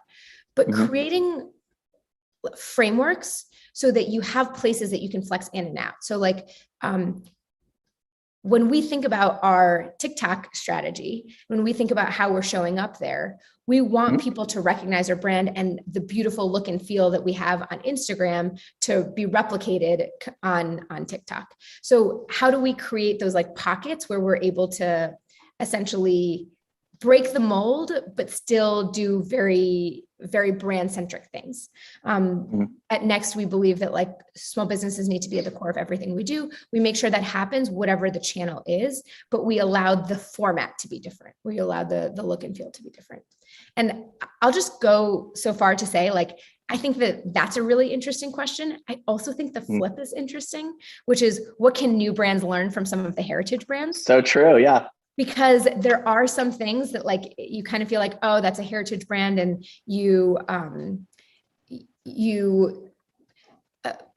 like we're so nimble, we don't have to do all those things. But some of the heritage brands are doing things that are really smart, like brand building and thinking about that long term. And I think it's really important for newer brands to make sure that they're building up to those brand principles as well. So it can go both ways. I love it. All right, well, we're out of time, but before you go, one last chance, plug anything you want, tell us about anything that's coming down the pike, just so this audience knows to look out for what's next from Next. It's a great opportunity. So more things to come. September 1st, we'll have a bunch of new creative, a bunch of new things that are out in the world. And I think most importantly, keep supporting small businesses. I'll say that like a little bit from a personal level, like we have so much heart for the small businesses in our local community. Make sure you continue to support those places that make your neighborhood and your community as rich as it is. Love it. Well, sage words from a wonderful brand representative. Rashi Rosenberger, thank you so much for being on our show today. I did not know that much about Next until this week when I dove in and worked on these questions, but I know a lot more now, and I'm excited for you guys, and I'm going to be watching you closely in the future. Really appreciate your time today. Well, thank you so much, Chris. Absolutely, my pleasure. Bye. Bye. All right, team, we're moving on. I don't get to do this all too often, but today I am doing back-to-back. Not only am I hosting this whole thing, I'm doing back-to-back sessions, and we got another doozy for you. So I'm about to bring to the stage the CMO of Discord, Tessa Aragonis. Welcome to the stage, Tessa.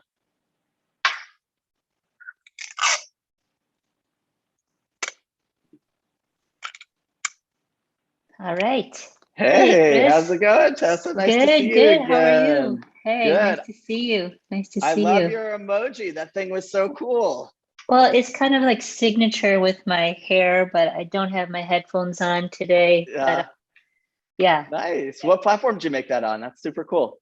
You know what? Actually, it's from The Incredibles, and so it's Viola. So I just grab that because my Nike crew used to say that I looked like her when I traveled with my That's awesome. Yeah. Oh, cool. I love it. Awesome. Cool. Well, welcome to the show. Where are you calling in from today? Hey, I'm in Detroit, my hometown where I grew up. If I didn't have my background, you'd see some of my vintage Volkswagen ads on my wall. But yeah, dialing in from Detroit. Usually I'm in Oakland, but I'm spending some time with my family. That's great to hear. You know, I'm a big fan right now of, there's a place literally downstairs from my apartment called D-Town Pizza. And I don't think I had discovered Detroit style pizza till pre-pandemic. It opened in the pandemic and it is freaking awesome. Are you a fan? Yes. Oh, yeah. For sure. For sure. Detroit pizza. For those of you listening, it's square. It has like kind of like a buttery, crispy crust on the side, and they put the sauce on top. So they just opened one in downtown Oakland as well. It's called the Square Pie Guys.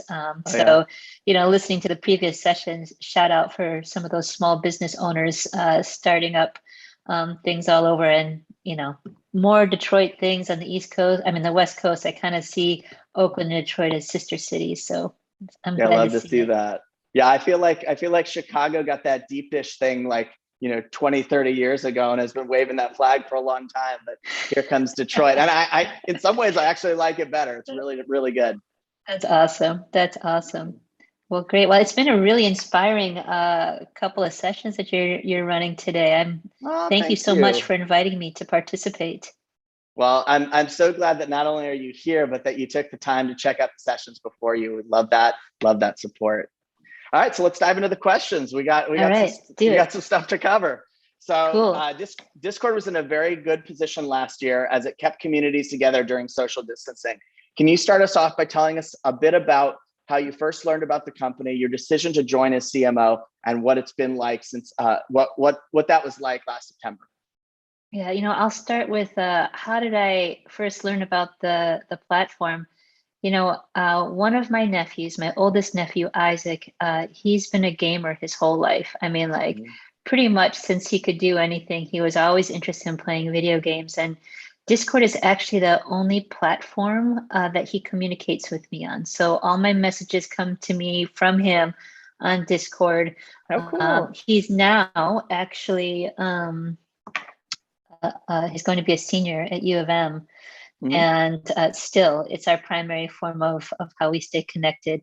Beyond that, I think, you know, I was at Nike for 10 years, and so I'm a huge sneakerhead, and I'm part of the sneaker community. So I'm always checking out what's dropping and what people are wearing. And so that was the first community I had joined as Discord. But yeah, you mentioned it's been about a year since I joined, and you know, I think as far as my career is concerned, you know, I've always been part of this bridge of digital innovation and brand marketing.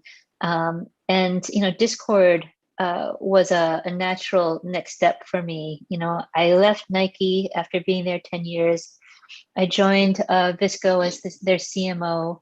And, you know, what I like about Discord, not only does it have a really special mission, and also values, it also kind of made sense for me personally because, you know, I think that, you know, when you think about Visco tapped into kind of, you know, the youthfulness of what was going on in creative culture. And then also there is this energy that, you know, really Nike had, which draws from the culture of sport and youth energy. And when I think about a place like Discord, where it's not just, you know, a community focused on photo and video and creativity, or, you know, a community focused on sport, it's actually millions of communities of people who are passionate about all different kinds of things. And I was also drawn to the company because, you know, it's 6 years old. They're building, and joining as CMO, you know, gives me, you know, the opportunity to do what I love most, which is like empowering the next generation, whether that's, you know, marketing leaders or consumers, you know, inspire them to try and move the world forward and always, you know, tell a great and purposeful story. Mm-hmm. So I've got to ask, I'm a fellow sneakerhead. Do you have a prized pair of sneakers? Oh, gosh. Too many? No, I have one that's very special to me. Yeah. I have a pair of, when I was leading all the marketing, global marketing for Nike ID, I was working with Kobe Bryant on his specific limited edition Nike IDs. And it was a Flyknit pair. And, having gone through that journey of him telling stories about what it felt like to play and how he wanted to feel lighter on the court, like Flyknit in itself was awesome. But, he was a really competitive dude. And when we launched his sneakers, like the way that Nike ID works is you have a certain amount of material. You can only make a certain number of pairs. And when we launched his limited edition, I was just seeing, the orders come in, and we were waiting to see when we would have to shut off the orders. He was actually playing at the time. I got a message from my friend who was president of his company at the time saying, hey, Kobe wants to make sure that he gets an extra pair for, someone in the family. And he was like in halftime or something. But we actually, that day he won, and it was breaking records, as you know, and we broke a record for Nike ID that day. And right before he passed away last year, he signed a pair for me for Christmas. And so oh my gosh, that's currently my most prized pair. Well, I wish you luck in knocking that off the pedestal. That is amazing. That's so cool. Thank you. Thank you. It was an honor to, work with him for sure. He was always very driven, competitive, very creative, had a lot of ideas, and also super cool to me. Like, come on down, let's brainstorm about, customize this or another thing. And also the way he was with his girls. I mean, like, I spent a lot of my time at Nike working with women athletes, and the way he was focused on, his daughters really always inspired me. That's tremendous. So I know we had talked yesterday. You have a video to show us. Is now a good time, or do you want to kind of get a little deeper in? You tell me. Yeah, no, I think, did Alex send you the video? We do have the video, and Okay. Vishal can set it up. Do you want to do a little, audio setup for us before we put it on? Sure. Yeah, I think the video that we're going to share first is just a quick teaser to a campaign that we launched about a month ago. And we created this campaign after we reset the strategy for Discord and reset the brand strategy. And we launched our tagline, Imagine a Place.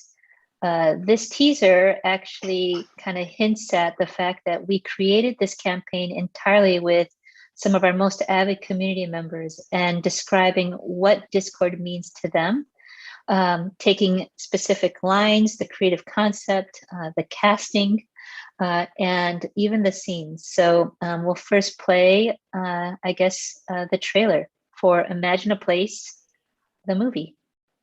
Take it away, Vishal. I have no idea what this is for. Discord, it's like...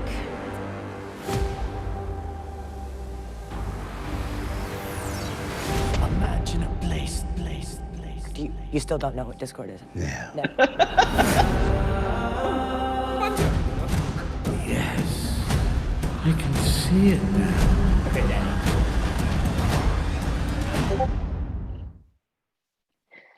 Yeah. So that was our teaser that we ran the week before we launched the movie. And you can see, we had some pretty special guests in there.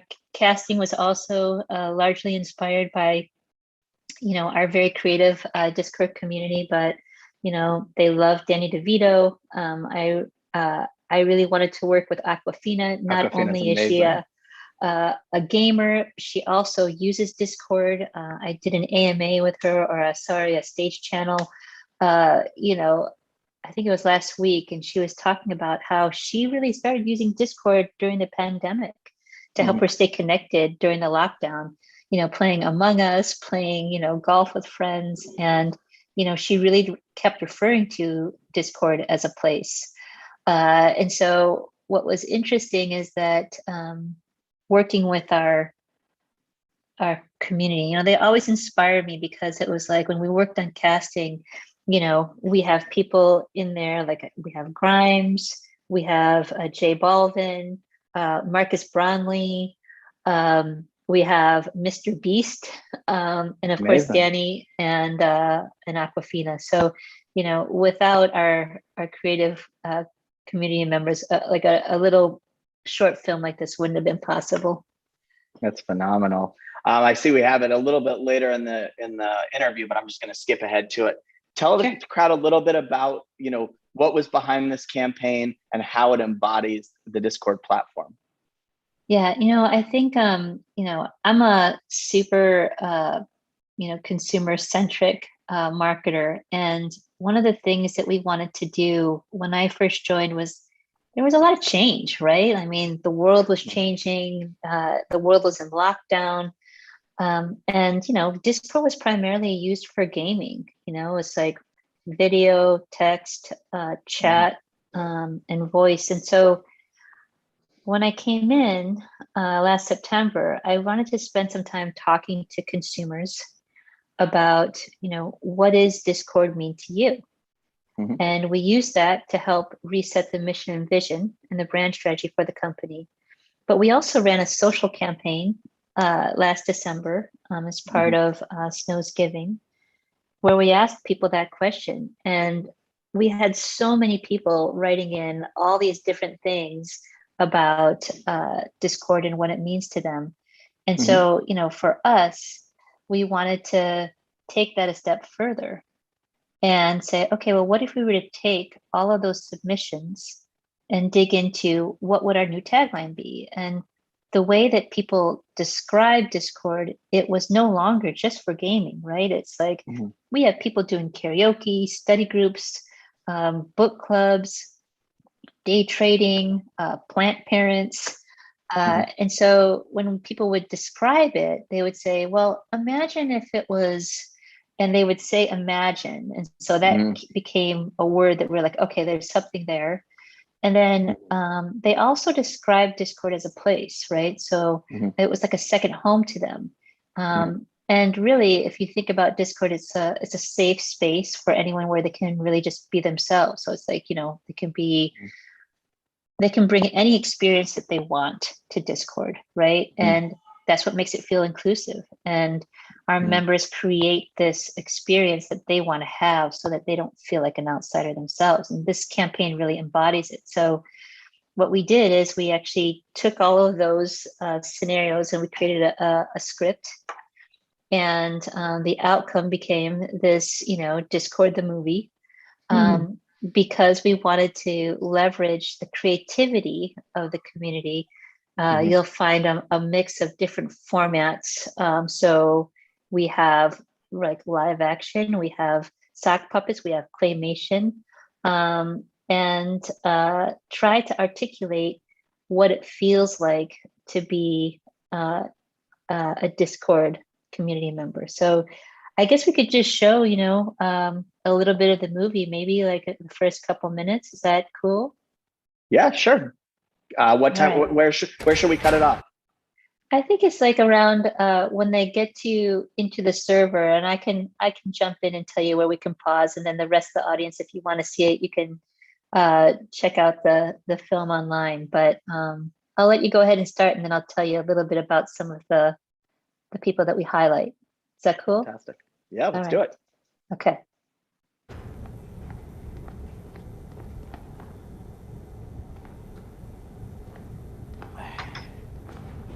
Hey. Oh, hello. Yeah, looks good. Ah. Hey. Oh, that's good. What'd you put in there? I didn't make it. I'm just a sound guy. Goddamn good sandwich. Danielle! Pretty cool, huh? Yeah, Back yeah. together. I gotta tell you, I have no idea what this is for. It's for Discord. I'm not but it sounds, what do you call it again? Discord so it's just imagine a place, right, where you can chat, you can video call, and you can hang out with your friends. You can hang out with your friends. You're just repeating what I just said. The video call. You still don't know what Discord is? Yeah. Let me show you how actual users would describe Discord. Oh. Discord, it's like imagine a place with really long arms to bring people together. Like really long arms. Just go with it. You don't need to finish the sandwich.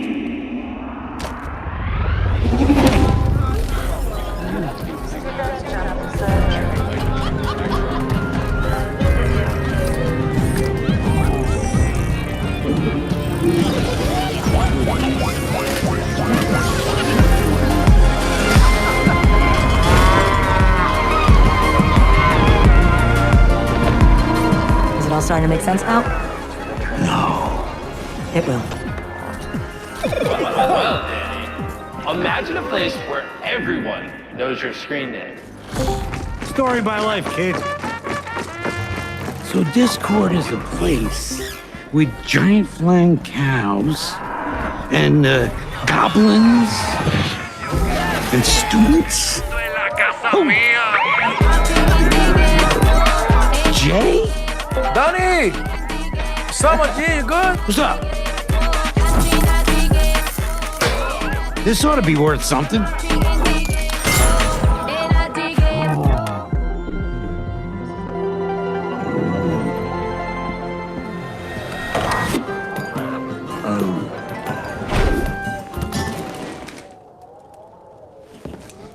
Oh. Ooh. Hi there, friend. Danny, check it out, dude. Young Squire, imagine a tavern to take you to the next level.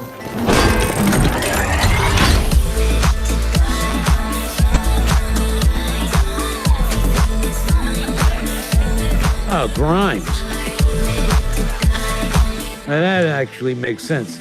I guess we could pause there, Chris. I know, unless you want to watch the whole Michelle, can we cut it? Awesome. Oh man, I know what I'm doing right after this. Yeah, so you can check it out. I wanted to give you a little bit of a flavor for it because it's like all of those lines, like, you know, a place with really long arms, you know, and I think that imagine a place like from, you know, Mr. Beast to J Balvin. J Balvin actually released that song just like, I think, a week and a half before the spot launch. So we were working with him for a bit on that. Grimes has been amazing to work with. That also was a song that she just released. Since we launched the film, Aquafina, J Balvin, Marcus Brownlee, Mr. Beast, and Grimes have all done stage channel events on Discord to connect with their fans. Including Grimes did, you know, a special performance after the EDM festival. And so it really is like a place where they're connecting with their fans. And it was really fun to make. One of the stories, and I'm going to describe it because we cut off before we got to it. We made this epic scene, which you saw in the trailer of a pirate ship. And we did that scene particularly because there was one of our community members. They submitted their story of what Discord means to them, and this person in particular is bedbound, and they use Discord to connect with the outside world. They're part of our pirate server.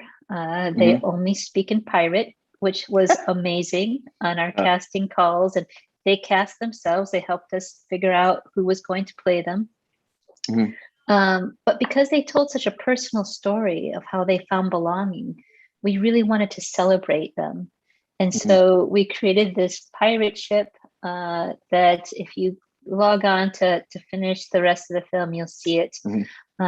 But also at the end, we share all the credits of all the different community members that contributed to the film. And, you know, when I was a young creator, to be able to have a credit in a film like that, I think would have been awesome. So we just, we did a special screening for all of them who contributed into the making of Discord the movie. So thank you for letting me share a little bit of it. It's fun, right? Absolutely. Oh my gosh. I mean, that was a massive, from what I could see, a massive undertaking. What was that like for you? Have you ever been involved in something like that? Yeah, you know, I've been, you know, involved in making, you know, films and ads and everything my entire career. And I think what makes this experience unique is that we were able to work with, you know, these young creators and working with talent like Danny and Aquafina. They were so awesome to work with, and they were really behind what we were trying to do to celebrate the community. We did, you know, a couple talks with Danny, and, you know, he, you know, was getting ready to, you know, do his season of Always Sunny in Philadelphia. And, you know, he was like, showed up on set, and his manager said, I'm just going to tell you, he hasn't done anything for about 18 months because of the lockdown. So he was very chatty, but he's also a director himself. And so even for our young director, Finn, getting a chance to work with, you know, like Danny was amazing. And the chemistry with him and Aquafina, they were in Jumanji together. So as they were mic'd up, we could hear them the constant banter of them making jokes. But yeah, it was fun. It was great and difficult to do during COVID. As you I was just going to ask, was it a very lockdown set? Was it very few people on set? Super lockdown, masks, COVID tests every day. You know, and when you think about if you're on camera, people don't want to mess up their makeup. But I would say it was, you know, so many funny behind the scene things that happened. Like, we ordered those sandwiches. They were actually Danny's favorite sandwiches. So even between takes, when he was supposed to be eating the sandwich, he was constantly eating those sandwiches. And we ran out. He actually, you know, got some juice on some of his shirt, so we had to fix it. But it's like, I remember being around the corner and hearing someone saying, can we please get a less juicy sandwich for Danny? So yeah, it was fun. Oh my God. And he's like 5 feet tall. He's just putting sandwiches down left and right. I love it. Gosh, he's a legend. And I think that's, you know, totally one of the things iconic across so many different generations, right? And so, you know, our creative director, Bem, you know, talked about growing up in Ethiopia and then watching VHS movies of Danny DeVito and having a chance to talk to him. And then we have our young Gen Z audience who like are watching Friends on reruns and watching him in that, and then seeing him currently, you know, Always Sunny in Philadelphia. So it's just like he really has transcended. And I think when you think about Discord inviting more people in to experience our communication platform, it's pretty incredible that, you know, just the dialogue of what is Discord with someone like Aquafina, who is a power user, it makes it more inviting, and it helps you stay connected with the people that you want to hang out with the most. Very cool. Well, bravo. I could literally make the entire thing about that, but I have so many great questions I want to ask you. So I'm just going to hop into some more of those. Yeah, let's go for it. All right. So while Discord is perhaps most widely known within the online gaming community, the company doubled its user base in 2020 to 150 million monthly active users. How much of that was people organically finding the platform as a resource to stay connected to their friends, family, and communities they love, versus your work in seeking them out as new users? Yeah, you know, I think like I'm super lucky to have joined when I did, because I think the answer is both. right? And I think, you know, during the pandemic, people are looking for ways to stay connected. And before, when I joined, we did some research, and it was 30% of people who were using Discord were using their servers like non-gaming activity. And then just recently, it's about 80% of the people who are using Discord are for gaming plus non-gaming. And so what that speaks to is, you know, the tools that we have are meeting consumer needs during a time where people haven't been able to stay connected, and also during, right? So it could be messaging, it could be connecting with people on video, it could be doing things together. So anything you want to do together, right? You can play games together, you can listen to music together, you can watch content together. And with Stages being a social audio feature, we're seeing really interesting ways of different communities coming together to create, right? And so we have a beatbox community, and they do, you know, international beatbox competitions. We see a lot of students coming together and trying to recreate what they might not have on, you know, on campus. And we also have like a lot of musicians trying to find ways to stay connected to their fans. And so I'll give you a few examples. Like Travis Scott launched his Cactus Jack server, almost broke, you know, the server, but you know, he did break the record for the most people joining members for one day. You know, we had Liam Payne jump onto Discord to chat about his recent NFT drop, including with some of his friends like Zed. Grimes launched her fan server. And then also, like, for some artists that don't have their own server, just a way to share things that they feel strongly about. So I collaborated with Westbrook, which is Will Smith's and Jada Smith's production company, and Wycliffe Jean and MC Jin.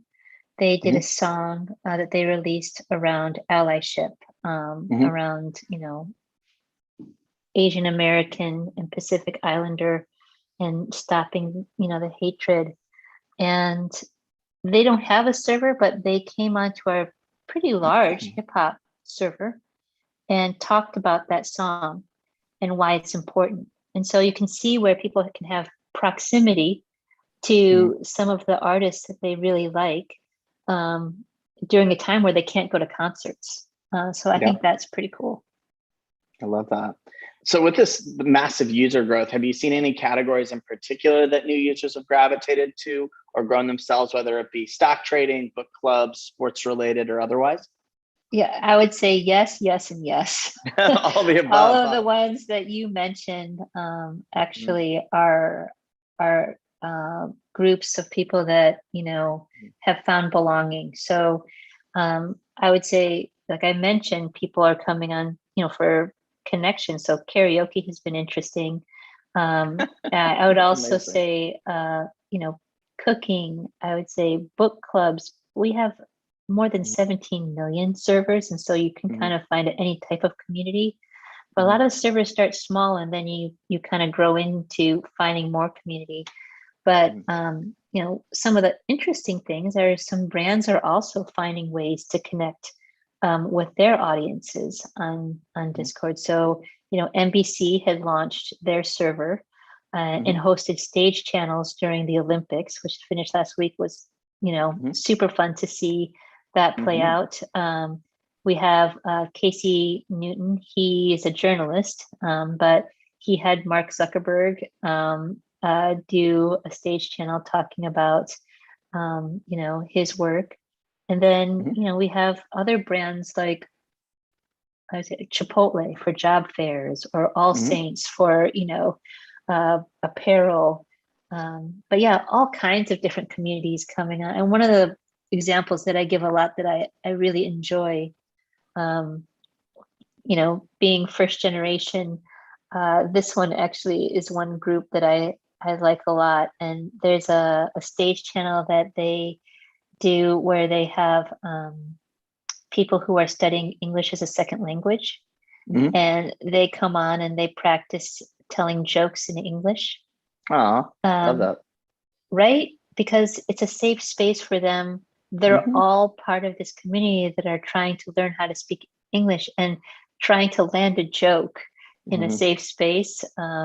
It is pretty sweet and fun. So yeah. And Yeah. you're going to run into people that are going to tell you they learned English from Discord. How cool is that?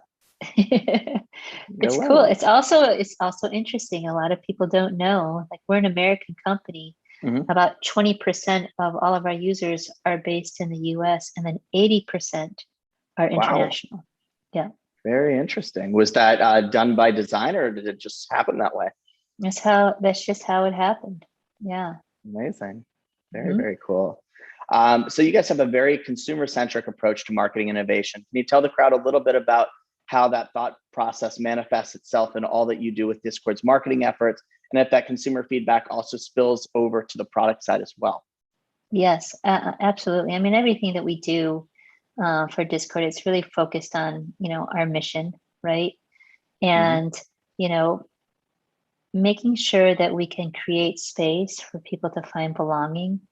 It inspires not only how we talk to the consumers that we serve, but also the tools that our product and engineering teams make to help people find belonging. And so all of those things really drive us. And I think in the past year, my team has really helped to hone a little bit of the messaging around what makes Discord an amazing place, and add some emotion to it and invitation. But yeah, from a product innovation standpoint, we've recently launched Crisp, which is a noise canceling, mobile screen share, social audio with stages, and also really done a lot more with our storytelling to help people understand what it's like to be on Discord. Gotcha. So you also launched stage channels and stage discovery this year, which is a feature within Discord that allows your users to find live audio conversation happening across various servers. While it's only been live for a few months now, can you tell us about the consumer response to stages and how it's enabling them to grow their experience and find more communities they may want to join? Yeah, it's like we talked about a little bit. It's like the response has been really great. And I think that one of the unique things about Discord is that, when you join, you get to decide who you want to hang out with, right? And so when you join a server, you get a link into that server. And that's one of the things that keeps it safe. But I think stages and stage channel discovery is actually awesome because you can drop in and listen to a stage discussion, and then find people there that might have ideas of like other communities to join. And so it's a really easy way to experience what that community feels like. We're also looking at ways that we can, experiment with monetization, right? And so a lot of times things that we want to do is help the creators and the communities that are trying to make great experiences for the people that use Discord, give them the tools to create experiences that people will be willing to pay for. And when you think about some of the integrations that we have with Patreon or Twitch or even YouTube, we want to make sure that those experiences are awesome. And you'll probably see a little bit more of those types of things coming back towards the end of the year. Very cool. So with Influential being an influencer marketing company, I also like to think of the role that Discord plays in the creator economy. With stages, you've been testing ticketed events for certain stage conversations. Can you give us a peek into your mind on how you see these ticketed events playing a role with creator monetization on the Discord platform? Was that the main thought behind the feature, or was it more of like a nice side effect to it? Yeah, I mean, I think that it's like, again, taking cues from the consumers that we serve, right? And so, social audio has actually been going on for quite a while on Discord, and seeing how people interact, it's like, okay, well, if we build stages, then it gives them a more opportunity to do this. And so testing with ticketing and tools for monetization, again, it's really about helping the creators that use our platform to create great experiences, right? And so, yeah, I think like some of the things where people who subscribe to, say, for example, YouTube, and like if they want to allow people to attend a stage channel event, there's a value there, for how different ways people can also have levels of rules of who can attend certain events. But yeah, different consumers are helping us to think about ways to evolve the product, but also there's a lot of brands that are trying to find ways to connect with their audiences as well. Yeah. Oh, they're popping up somebody else. All right, I'm going to do one last question, and then we'll make the transition. By the way, this went so fast, blindingly fast, in fact. Okay. So let's do this. At the end of July, you held an agency day with other members of the advertising community to let marketers know more about Discord and how they can use the platform to reach new audiences. What was that like? And is there anything in particular that stood out to you from that experience, whether it's a specific use case that you discussed or something more holistic from the day's events? Yeah, it went really great. And we walked through how Discord can be used. It's a great way for different agency partners to share with their clients how they can connect with their audiences. And I think the biggest takeaway from me, and what I tell my friends that are like, oh my gosh, I know my consumers are on Discord, what can I do? Is, understand your consumers. If they're on Discord, find ways to connect with them that is authentic to the platform, right? Because it's not like a social media where you can post it and leave it. They're looking for interaction. And it was a fun way to brainstorm creative solutions, because we have agencies that have all different types of clients. I'm also really open to testing things as well. And so it was kind of a fun innovation session from that standpoint. Very cool. All right, well, unfortunately, we're out of time. But before we go, I want to hand you the floor one more time. Let this audience know about anything exciting that you have upcoming or anything that you'd like to share with anybody. Yeah, I mean, first of all, I love these sessions. They're always very inspiring. I think the thing that I'd end on, there are a lot of cool things that Discord is doing, but I think that the vision for the company is really worth mentioning on my last statement, which is how we would define success for Discord, which is an inclusive world where no one feels like an outsider. And I think we've all felt on the outside of things at one time in our life or another. But as such, I was raised by immigrants. I'm first generation Filipino. And I would just say, like, inclusivity is a lot about championing diversity in what we do, who we hire, whether it's internal or external partners, as well as making sure that we can show up in a very authentic way for the consumers that we serve. So I'll leave you with that. It's important to me. And with all the marketers listening, I think we have an opportunity to really make the world a better place. So thank you so much, Chris, for having me. I appreciate it. Thank you so much, Tessa. Fantastic session, fantastic marketer. Tessa had all kinds of knowledge bombs to drop on us, an amazing video. I urge you all to go and watch the rest of that movie.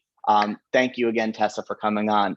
All right, so we're at our last session of the day, finishing up strong. I feel like this was the Chris and Tiffany show today. First time ever that we are the only two people that were running sessions, but I'd say we're the OGs at this point. So I think that's only fair, right? Yeah. We gotta hold it down for sure. Hold it down. You heard it here. All right. So the last session of the day is going to be a wonderful way to end the day. We've of course got the famous Tiffany with us, and then we've also got Keenan Beasley, who is the CEO and founder of Supply Factory Brands, as well as Sunday to Sunday. I will let you two take it away from here. Have an awesome conversation. Thanks, Chris. Hey, Keenan. Hey, how are you? I'm doing well. I'm not outside, so not as well as you. I'm actually trying to get this virtual background going, but it's not letting me. So I'm going to keep playing with it. Oh, good. I don't have one either. I mean, sometimes it's flipped, and so it's a lot to flip it around. So I try to follow directions. So I apologize, Mark and Brandon. I know. I mean, we're on time. There's that. That's all that matters. Awesome. Well, yeah, thank you for joining us. I think we're the last session, so we can take however long we want in this, which is awesome. I'm going to try to talk through this as if I'm not already a huge fan of Sunday to Sunday, but feel free to educate and elaborate more about Supply Factory Brands. I want to just kick it off and let you have the floor in giving sort of the oversight of your company and, the brands that are within it. And then if you can tell us a little bit about the thinking that went behind it and how you've gotten to where you are today. Yeah, no, I love it. Look, I think as an individual, and being an entrepreneur, you always start as an individual, right? But so me as an individual, I'm all about wealth and well-being of underserved communities, particularly that of Black and Brown communities.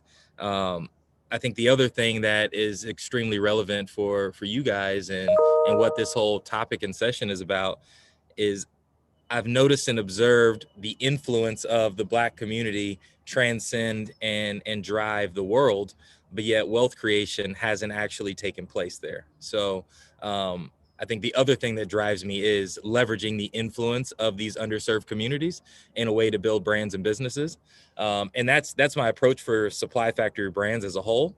But I think Sunday to Sunday, as we narrow in on that brand, which is my baby and kind of the one that's taken off, but it was really about making, fitness and sports more accessible for women of color. I saw a stat that 40% of Black women weren't working out because of their hair. And that was just something that didn't sit right with me, right? I come from a family of athletes. My niece is a 13-year-old swimmer who unfortunately now likes boys. And so that, it's top of mind, and I'm hearing the complaints and I'm one of those folks that I had to take action, right? We had to do something as a brand to solve for that. So it's really about how can we ensure that, when she's looking to lead a healthy lifestyle, right, and partake in fitness and sports and just anything where she sweats and feels good, that she's not worried about her hair, right? I want to take one thing off of her plate, and that's where Sunday to Sunday comes in. I mean, huge fan, can't agree more. As I mentioned, I'm already a customer. I've grown up in sports my whole life. I did cheer, which is very much so hair specific in a lot of ways. I did track, I did basketball. So completely understand that sentiment. I mean, I have locks in right now because it's summer and there's water involved. Love the fact that you guys have an array of products for women who have textured hair, yes, but also textured hair within that a variety of different styles. And you guys are just very convenient, I feel like, in that way. And as far as your selection goes, tell us a little bit about some of the, I'd want to say challenges, but I really also want to say opportunities that there have been for you guys thus far, and thinking about the hair and beauty category. I know you started off with maybe a limited range of products, and now you've kind of expanded a little bit more. Potentially hopefully there will be more in the future as well. What has that been like for you? Yeah, I think, we'll continue to innovate. That's part of our journey and our story. But, I think the challenge has been, like most startups, right, that top of funnel awareness and just getting the message out there. I think for far too long, the hair category particularly was driven by shampoos and conditioners, and ignored the fact that most women of color and women with textured hair do not wash their hair every day. So that is not the daily process. That's not the daily product. So I think we're spending a lot on making people aware of the alternatives of how to care for their hair and productizing that, right? Putting an actual product in their hands that they can use daily that doesn't look like a shampoo and conditioner. So that's been a very new journey for us. 100%. Would you say, I'm sure research has been a component too. Does that look like what does that look like? Is it social listening? What have you picked up on what your consumers are wanting, or what have they said? How are you guys activating sort of like your research functions and thinking forward and marketing plans, product plans, all of that? No, for sure. I mean, look, we do the qual quant that most brands do. But I think you hit the nail on the head. I am, and anyone who knows me, I love social listening. I am on social like a marketer, right? I'm not on there to entertain myself. I'm really on there to learn. And I think we gain a lot of insight. So we spend a lot of time listening to not only our customers, but potential customers online. Inside and outside of the fitness community, in the hair and beauty space, in just, other categories like new moms, right, that are going through postpartum and hair loss and things of that nature, and women that are at postmenopausal and having increased sweating, and what is that doing with their hair. So I spend a lot of time listening socially, maybe obsessively.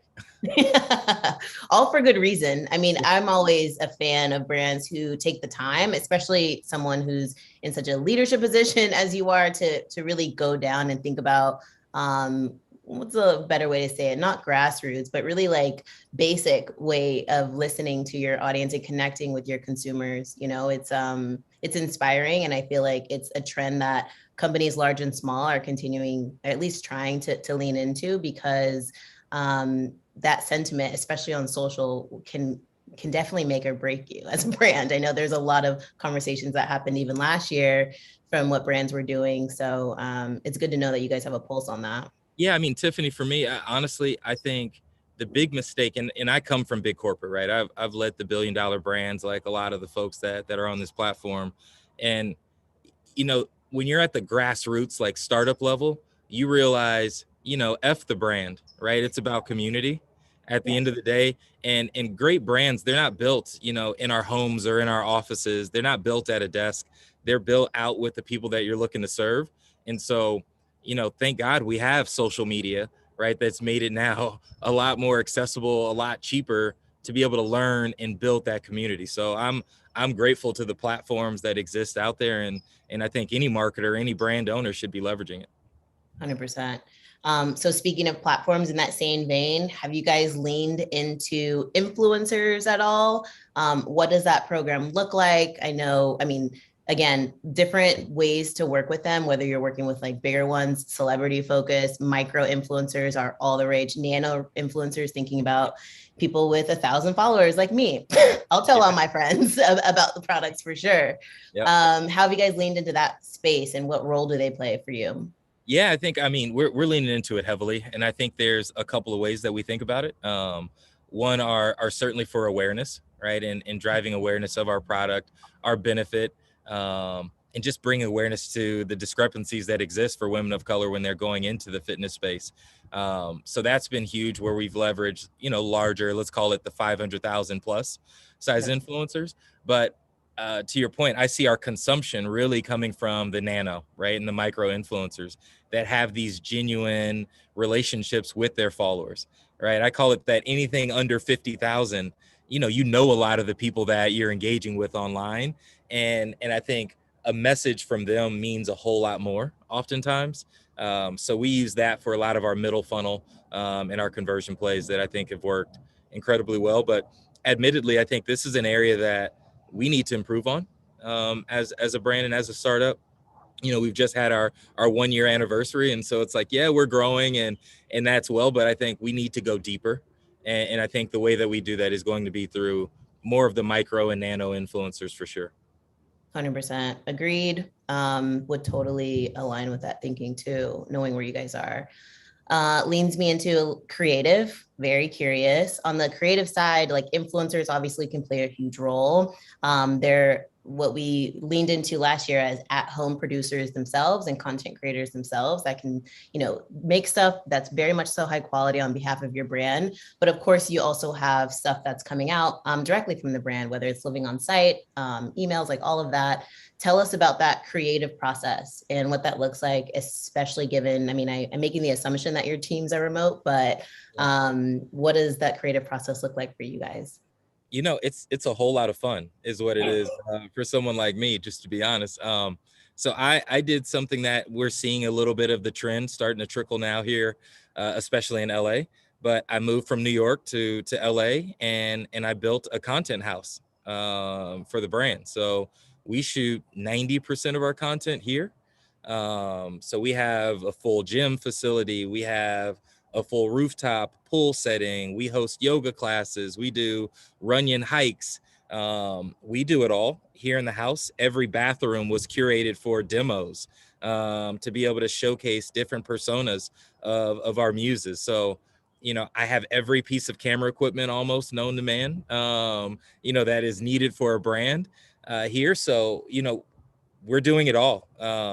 We have full-time editors, full-time videographers, writers, etc. So we've leaned into being a content-first business, and I think it's working incredibly well. I'm going to take that as an invite for us, for the LA team, at least. Sounds like an offsite opportunity for sure. Definitely. We can take that right there. There you go. Nice. Nice. So long as, we're not stuck with the Delta variant for too much longer and all of that and everyone's healthy, let's definitely schedule something. That has to be a huge opportunity, thinking about events and things like that. Were there anything that you guys had maybe planned this year, or are you thinking about events moving into the next year? And what did those perhaps look like? I have one that comes to mind, but I don't want to jump in. Oh, I definitely want to hear. I want to hear the one that you have. But I think for us, we launched right before. Well, we were planning on launching right before the pandemic, and everything hit, and so we shifted. Right, we delayed about 2 months just to get our plans in order. And so, yeah, it changed fundamentally how we looked at experiential marketing and the events that we were going to do. And that was part of why we built a content house, was to make sure that we can control the environment a little bit more, do it in a safe way. And I think that's allowing us to do more of these micro events. And I think, again, right, because of social media and the digital environment, you can have a micro, even a one-on-one engagement that can reach millions, right? And I think we're very cognizant of that and curating it in a really smart way that I think pays dividends. So, look, we have outdoor space where we can do that. We test regularly, and we find ways to get around each other in smart and safe ways, and obviously follow all the protocols. Yeah, no, I love that. In what LA, are you talking about? I want to know. I'm thinking pie in the sky. There's the Essence Fest of the world. I know it could be highly competitive in a lot of ways, but definitely seems like a no-brainer. I see a lot of, at least the years that I've been, it's been like the offsite, like the hotel suite, sort of like intimate luncheons or brunches and things like that. There's a lot. You're in LA though right now. There's so many possibilities. we got Richelieu Dentist right around the corner. So right. I'm gonna have to tell them to give me a discount. See if I can get a friends and family price. There you go. That's awesome. Want to talk a little bit about how far in advance. So thinking about planning and product innovation and thinking forward. Last year, I don't know if many marketers were thinking more than 4 weeks in advance. Right now, it might scale a little bit more out to 6 months. Some folks are already well into, Q2 of next year. How far in advance are you guys thinking about different plans across, like, again, product functions, marketing functions, all of that? Yeah, like a typical venture-backed startup. So I go 5 years out. I'd say our innovation plan is probably more tightly at 3 years. As with our marketing plans, but I think there's so much variability, right, in the marketplace right now. And like I said, I think what we're doing as a really early stage startup is focusing in on community. So she's going to tell us what she wants and where we're best suited, and I think that's where we'll go. We try to predict it as best as we can, and obviously build plans around that. But I think one of the easy things that just happened recently, right? We've expanded it, omni-channel much faster than I thought. Mm. So our growth rate is double where I thought we would be. Now that's a good thing, but that also means you have to shift your marketing plan drastically to solve for sell through, versus being just a purely D2C business. So, we have to stay agile. And I think that's what is easier for startups than it is when you're a big machine, right? I can turn my small boat quite easily versus somebody that has $1 billion business. 100%, 100%. In thinking that way, I know there's audiences on here, and definitely feel free to chime in with questions, you guys. There's a couple popping in already that come from either a smaller organization or might be at what we like to say, a heritage brand, or maybe they're at an agency. Knowing that you have experience for both, what advice do you think translates into the role that you are now? Like, what advice have you had, or what kind of learnings have you had prior that have translated and helped you be effective in the role that you're in now?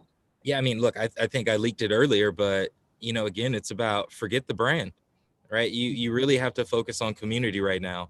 And I think I'm seeing far too many people turn into product companies where they're just simply a product, and it's easy to do, right? It's very easy to build the infrastructure around a product right now, right? To work on 3PL, right? To get these kind of basic blocking and tackling things, but that's going to limit and inhibit your growth.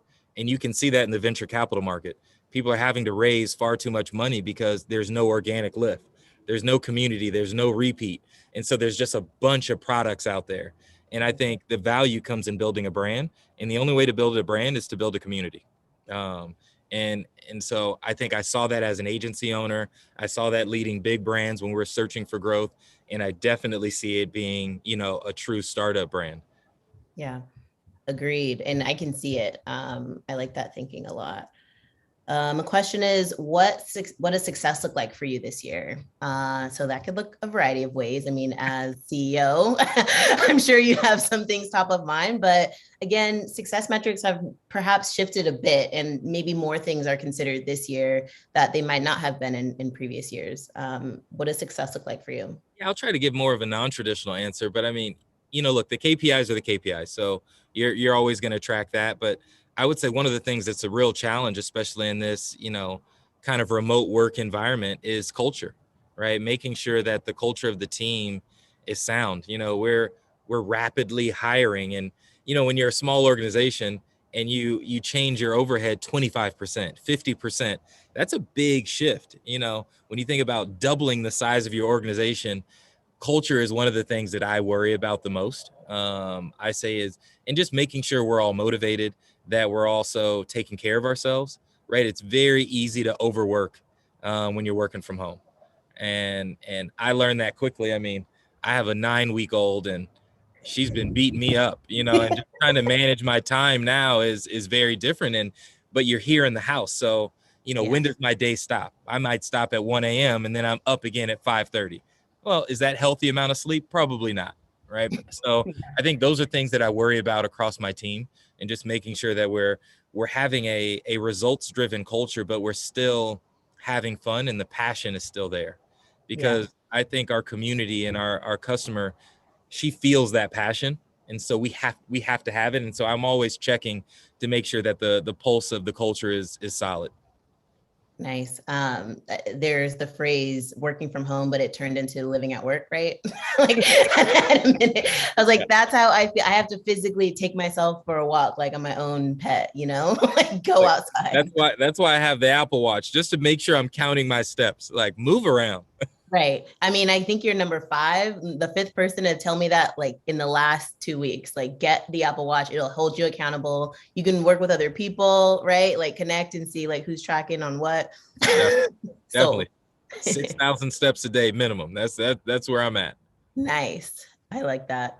Let's talk a little bit about maybe innovation in this industry. Again, maybe not dispelling too much of what you guys might be working on, but I'm curious to know your thoughts on what you see as innovation within this hair and beauty category specifically. Yeah, I mean, look, it's no secret. I wasn't bullish on shampoo and conditioner, and I wasn't bullish on that because I felt that was forced consumption and predictable scale, which I know is a challenge of a big brand, but that wasn't meeting the needs of the customer, right, of the consumer. And so our innovation is about meeting her needs.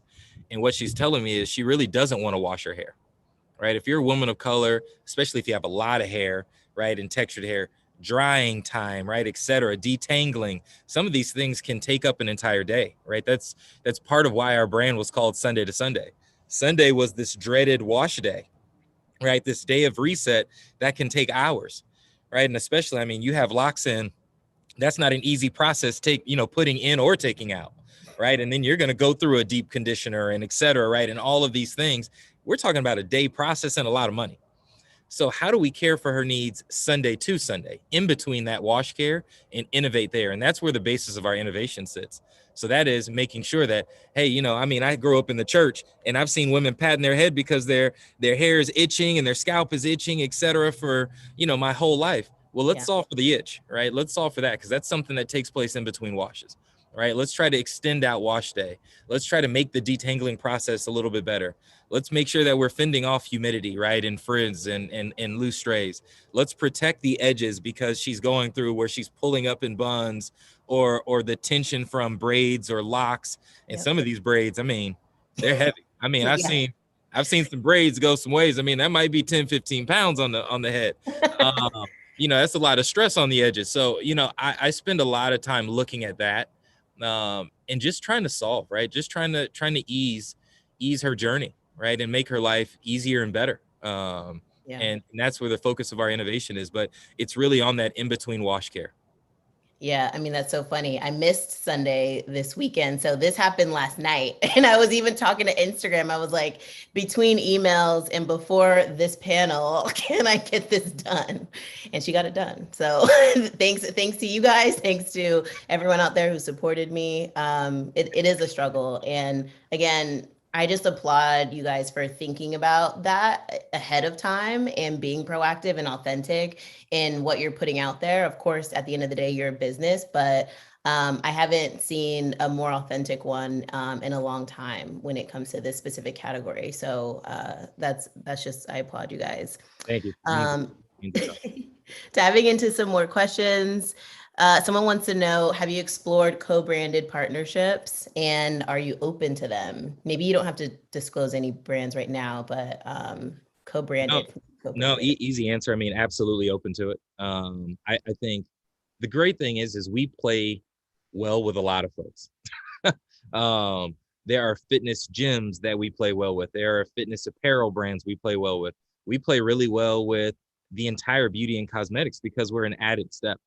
Right, we're a step that was really omitted, and we sit in white space. So if somebody has an amazing styling business, well, we're a great complement to that business. We don't do styling products. So I think we play well with a lot of folks, and totally open to co-branded opportunities. So please, I'll make sure my email is here. Reach out to me anytime. I'm all for it. I love to hear that. We got a yes on the spot. Someone's asking, what are you looking for in new team members, like skills? So I think it could be technical or soft skills that you're looking for in hiring new people to your teams. But what are some of those things you're looking for? I'm a very simple hire. And hiring manager, like 5 check, that's it. It is a lot of that, right? Because I believe when if you put the right people on the bus, you can figure out where they sit later. So I think going into some of these technical skills, frankly, that's my job as a CEO, is to set people up for success. So I'm really looking for people that are passionate and curious, because I think where there's passion and there's curiosity, you can figure a lot of this out, and not to make light of any of us in CPG, but, it's also not rocket science, right? We're not, we're very rarely saving lives. What we're doing is we're listening and helping people. And I think as long as you actually love people, the rest takes care of itself. So like I said, I look for curiosity and passion. And I think there's obviously a baseline level of intelligence. My team is far smarter than I am, so that's always exciting. But, ultimately their curiosity and their passion is what's driving them forward, and it's what's driving the company. So those are the hires that I look for. Love to hear it. Awesome. Another question, what's your primary marketing channel right now as you grow? how heavily do you rely on any traditional channels like email, TV, direct mail? Yeah, it's interesting. So we were heavily focused on obviously social as our channel, as our traffic driver of choice. Email and SMS have been really picking up lately, and I love seeing that diversification.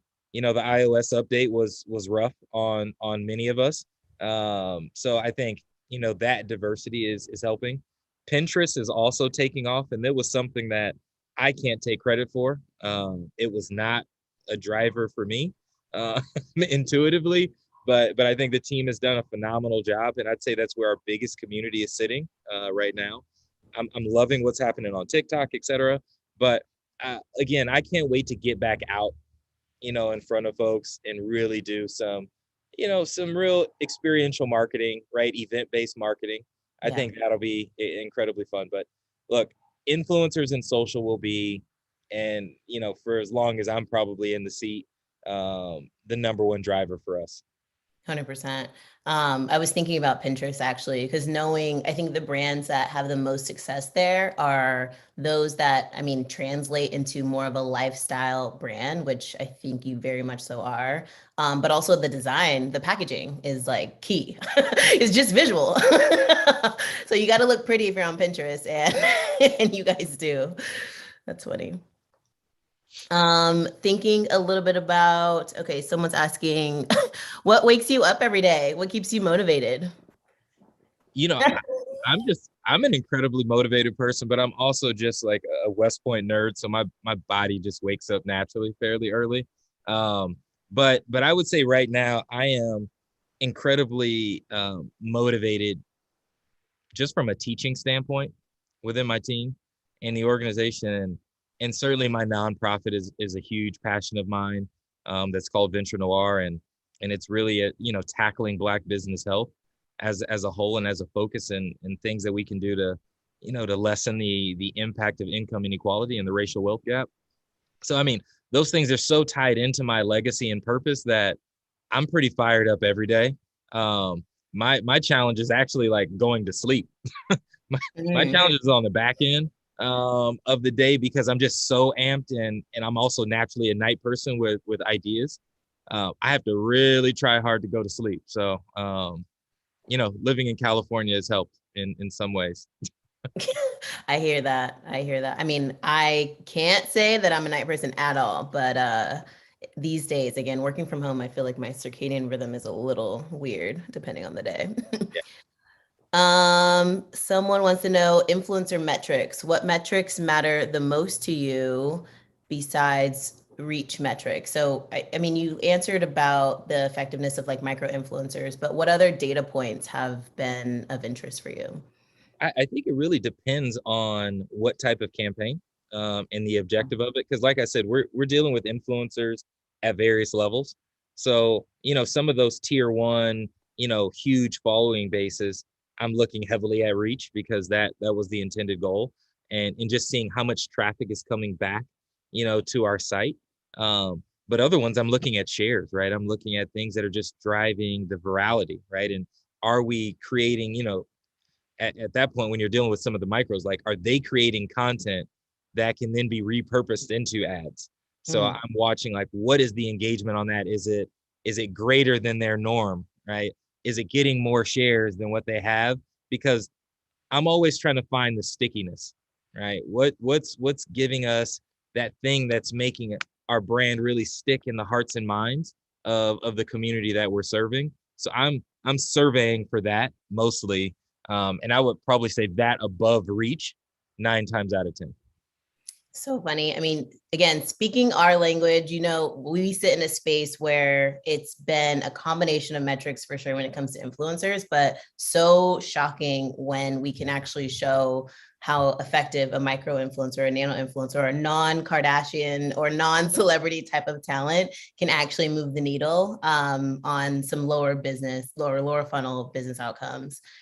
So I hear that, and it's again good to see someone in your position that is looking at it from that lens, and again looking ahead, because they're not going anywhere. Influencers will be here forever, y'all. It is what it is. Another question is, what advice would you give to other CEOs looking to build their own businesses?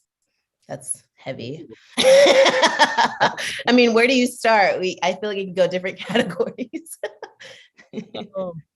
I think it is, one, find your rhythm and know that it's going to take a little while to get there. I've been an entrepreneur now, and I'll say a full-time entrepreneur for 8-9 years.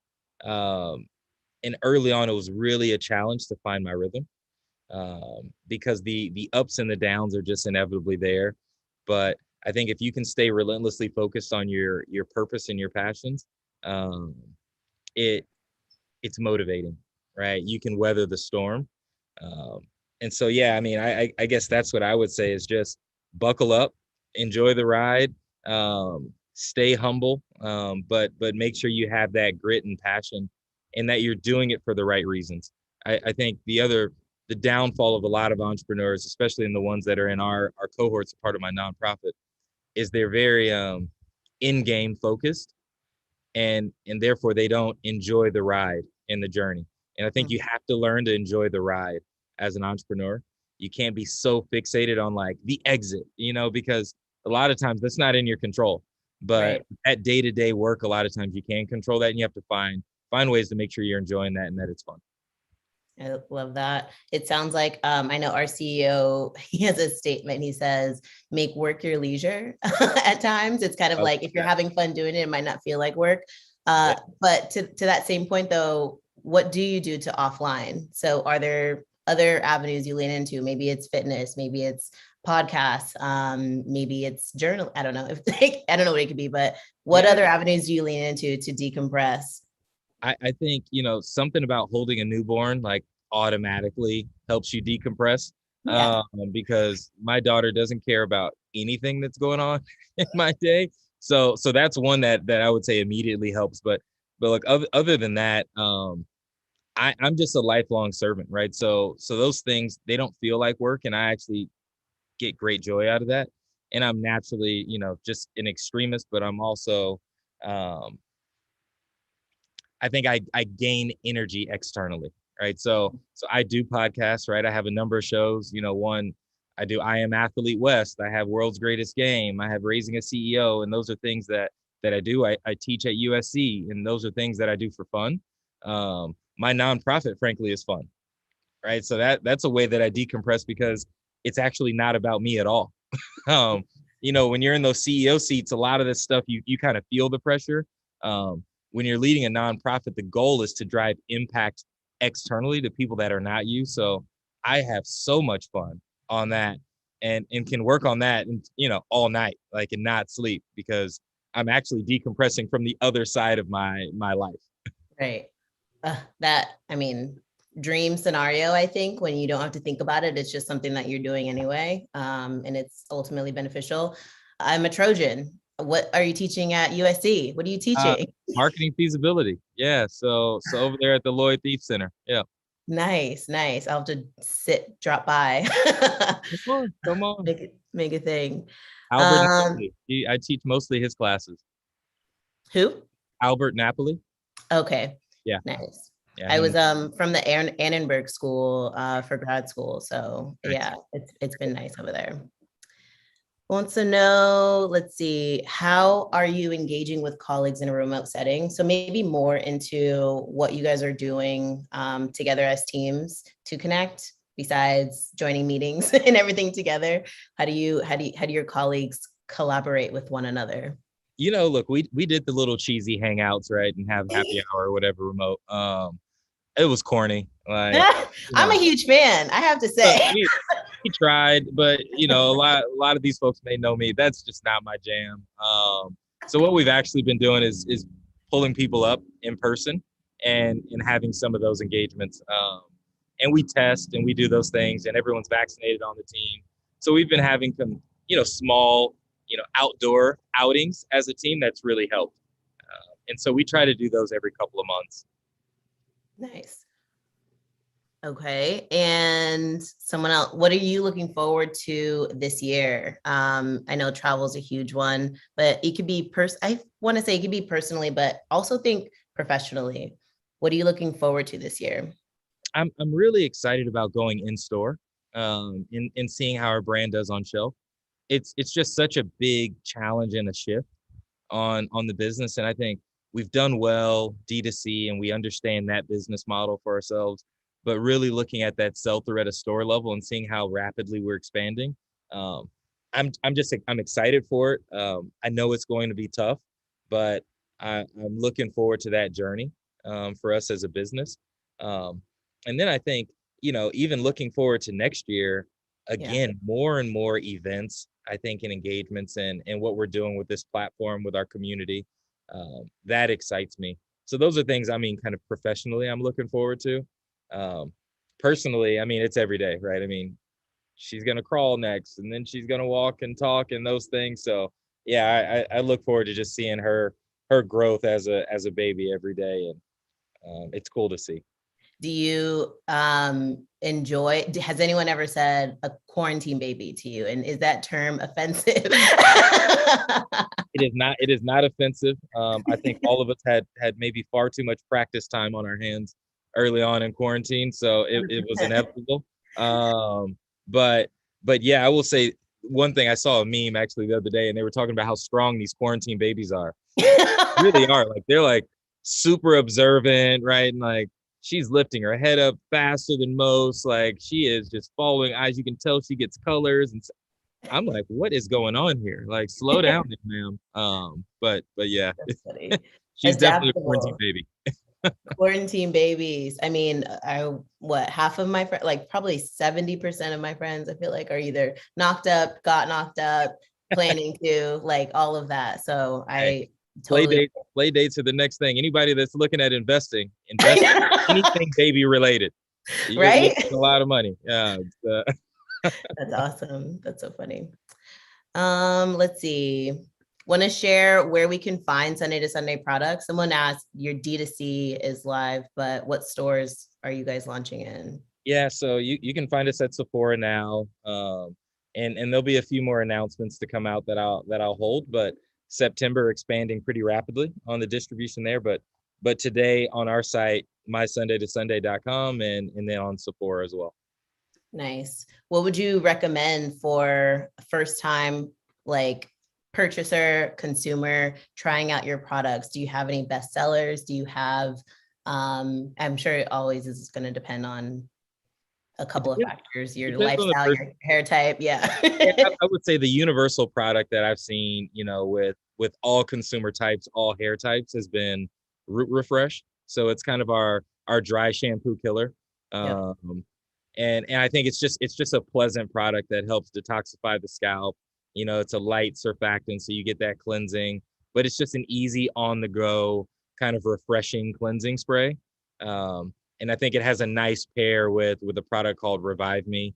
So it's almost like you're on the go post workout, post sweat shampoo and conditioner as like a 1-2 punch, but it's not going to break your style. It's just going to kind of cleanse your hair so you can kind of keep going. So I would say those two are my favorites. I feel like I see bundles in your future, or like holiday gift sets. I feel like, I mean, can you curate your own boxes? That would be something. I can gift all of the women in my family. Yeah, you know what? I like that level of customization. That's I think that's very cool. I'm writing that down. We could brainstorm. I'm telling you, I'm a fan. Get on the team. Let's do it. I love it. That's funny. As a consumer, someone's asking, as a consumer, what brands are you keeping abreast with? So what brands are you, I guess, consuming or inspired by from their marketing efforts? You could take that question. Yeah, look, I'm a fan of the startup space, so I watch heavily. I think, what Melissa Butler is doing over at Lip Bar is great. Alameda with topicals, Minted, the work that Kim's doing over, there's just so many amazing brands. Rodney Williams, my buddy, just launched My Johnson, right? Like in the male category space, which I think is just funny and cool in the work that they're doing there. So I mean, so many of those startups, because I think that's where you're seeing the energy. Yeah. You're seeing the excitement and the passion, and they're doing an incredible job. I think some of the big brands, look, they're big brands. They're doing what big brands know how to do well. But I think some of the best things that they're doing is acquiring small brands with these amazing communities and passion. 100%. Totally agree. Hey, Chris, appreciate this conversation, Keenan, for sure. Thank you for putting your information here. We'll keep an eye out. I'm hearing September is going to be something pretty big. And then I can't imagine holiday is small by any means. So we're excited to see what you guys have coming up. Thanks for joining us. Thank you. This is great. Thank you so much, Keenan. Congratulations on all your success, and even bigger congratulations on your baby girl. Thank you, sir. Thank you. Appreciate you guys. We'll chat soon. Bye. Thanks so much, Tiffany. Really appreciate it. All right, so we've reached that point. Thank you so much to Keenan and Tiffany for closing out our day on influencer marketing. We'll be back at it again next month on September 2nd for our NIL Summit, a special edition of Brand Innovators series focused on NIL, which stands for Name, Image, and Likeness. For those of you following it in the news, on July 1st, collegiate athletes, for the first time ever, were given the ability to monetize their NIL. Our virtual conference will feature brand marketers, collegiate athletes, and experts on the new and exciting NIL landscape. Also join us on September 23rd for another edition of Influential's livecast sessions with Brand Innovators. We also hope you will all join Brand Innovators tomorrow for the Future of Personalization Summit, hosted by 7-Eleven at 3 p.m. Eastern. They will be joined by marketing leaders from 7-Eleven, Marriott International, Wells Fargo,